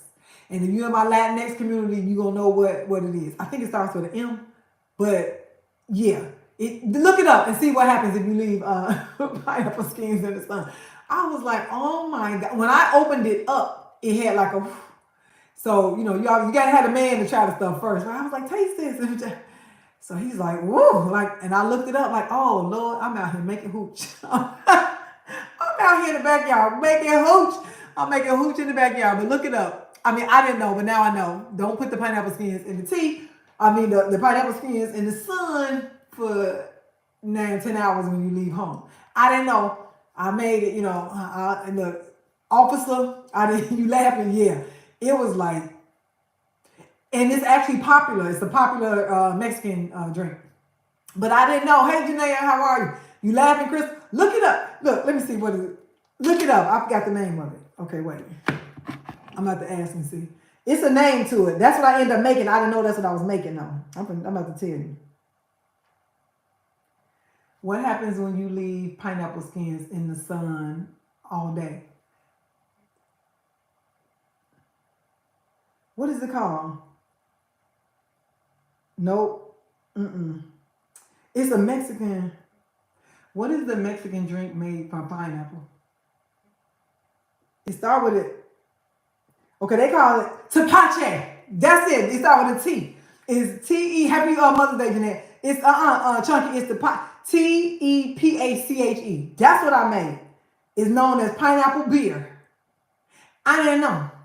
I ain't know. That's what I made. Yep. Look that up, Chunky. Tepache. That's what I made. That's what I made. Oh my God. It's the fermentation of the pineapple. Yes. And it was out the pineapple skin. I smelled it. I didn't want to try it. Because when I opened it up, and that's what it looked like. The suds was on the top. I was like, what happened? When I had a big old jug. Tepache. Tepache. I hope I pronounced it. We got any Latinx family out there, let me know. Tepache. But I saw the suds on the top, and that's what it looked like. Some BEER. I was like, what in the... I thought I was doing something good. I'm like, because I make sun tea all the time, but that was my first time using the pineapple skins. The one from the cactus. See, I wasn't trying to make it chunky. I was trying to make some tea. So when I came back, I saw the suds across the top. And I was like, what happened here? Like, wait a minute. That's the one from cactus. Okay, it's the mezcal. Okay. But hey, there's another one for you. You want to try it with the pineapple? There's another one for you. And I smelled it. I was like, So I took it to him. I was like, try this. He was like, why you want me to try? I'm like, just try it. And he was like, what is this? And so when I started looking up, I'm like, oh my God, like what happened to it? Like I'm trying to make sure it wasn't poisonous or anything. Ooh, they make it from watermelon too? Probably. Look here, I ain't trying to come up with them recipes. But we're going to help the community out. So you got cactus, you got pineapple, and you got watermelon. Go ahead and hook up your summer drinks. But yeah, but when he tasted it, he was like, that's what he said. He was like, this tastes like some alcohol. I was like, huh? It tastes like what? He was like, this tastes like a shot. And I looked it up. That's what I made by mistake. I didn't know. So yeah, so if you all want to know, hey Sham, how are you? So yep, that's it, Crystal. Did you look it up? That's the name of it. That's what I made. That was one of those series of experimental events. Yeah. Yep, look it up, Crystal. But that's what it was. And I made it, and when he tasted it, he was like, that's what he said. He was like, this tastes like some alcohol. I was like, so what? But it smelled strong. It smelled like pineapple, but not the pineapple that I was used to with my pineapple skin tea. But that's what it was. It was like a shot. He said, this tastes like a shot. I was like, okay, I didn't mean to do that. But now I know not to do that. I know not to. But I'm just saying, if that's what you all decide to do, so for my tubers and for my tigers, you wonder why they haven't sold it. Well, when I was reading up on it, it looks like they serve it at a lot of festivals, like Mexican festivals. Like they serve it there, and then they serve it cool, and it was all sorts of different things you can do with it. And they were saying you can add cloves, and you can it was like different ways you can. I don't need no ideas. I'm just trying to make sure that this ain't poison, that it turned into, but it didn't. So it was like what the people be doing when they locked up. Like it wasn't poison. It was like he said. When I had him to taste it, he was like, it's like a shot. It probably I believe it does have to be fresh. So, but that's what happened with it. So I guess if I would have put it in the refrigerator or added or whatever, but again, I thought I was making my tea, but I'm gonna stick to the dried leaves and make that kind of tea. Because think about it though. So what you're saying, think about that though, Chunky.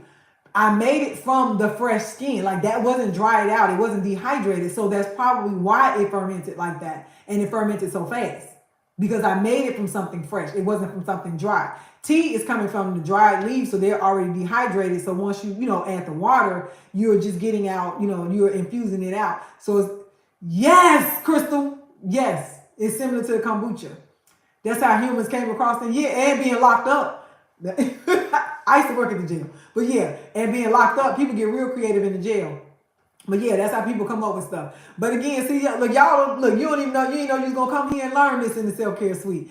I'm just saying, if you decide that you want to do some fermentation of some fruits, then that's on you. That could be if that's your self-care, that's your self-care. Again, this is for entertainment purposes only, officer. I'm not telling these people to do this, but there are ways to do things if you decide that you want to experiment in your own self-care suite.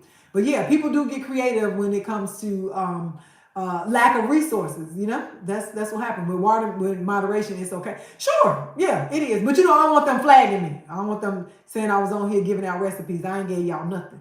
I just told y'all what I did and what it turned into, and we just gave you the name of it. So if you decide that you want to go experiment, then I'm for real. They flag us for everything. I'm glad ain't nothing came across the screen yet. They flag us for everything. So I'm not trying to get in trouble. I'm just trying to help my people out here with a little self-care. That's it.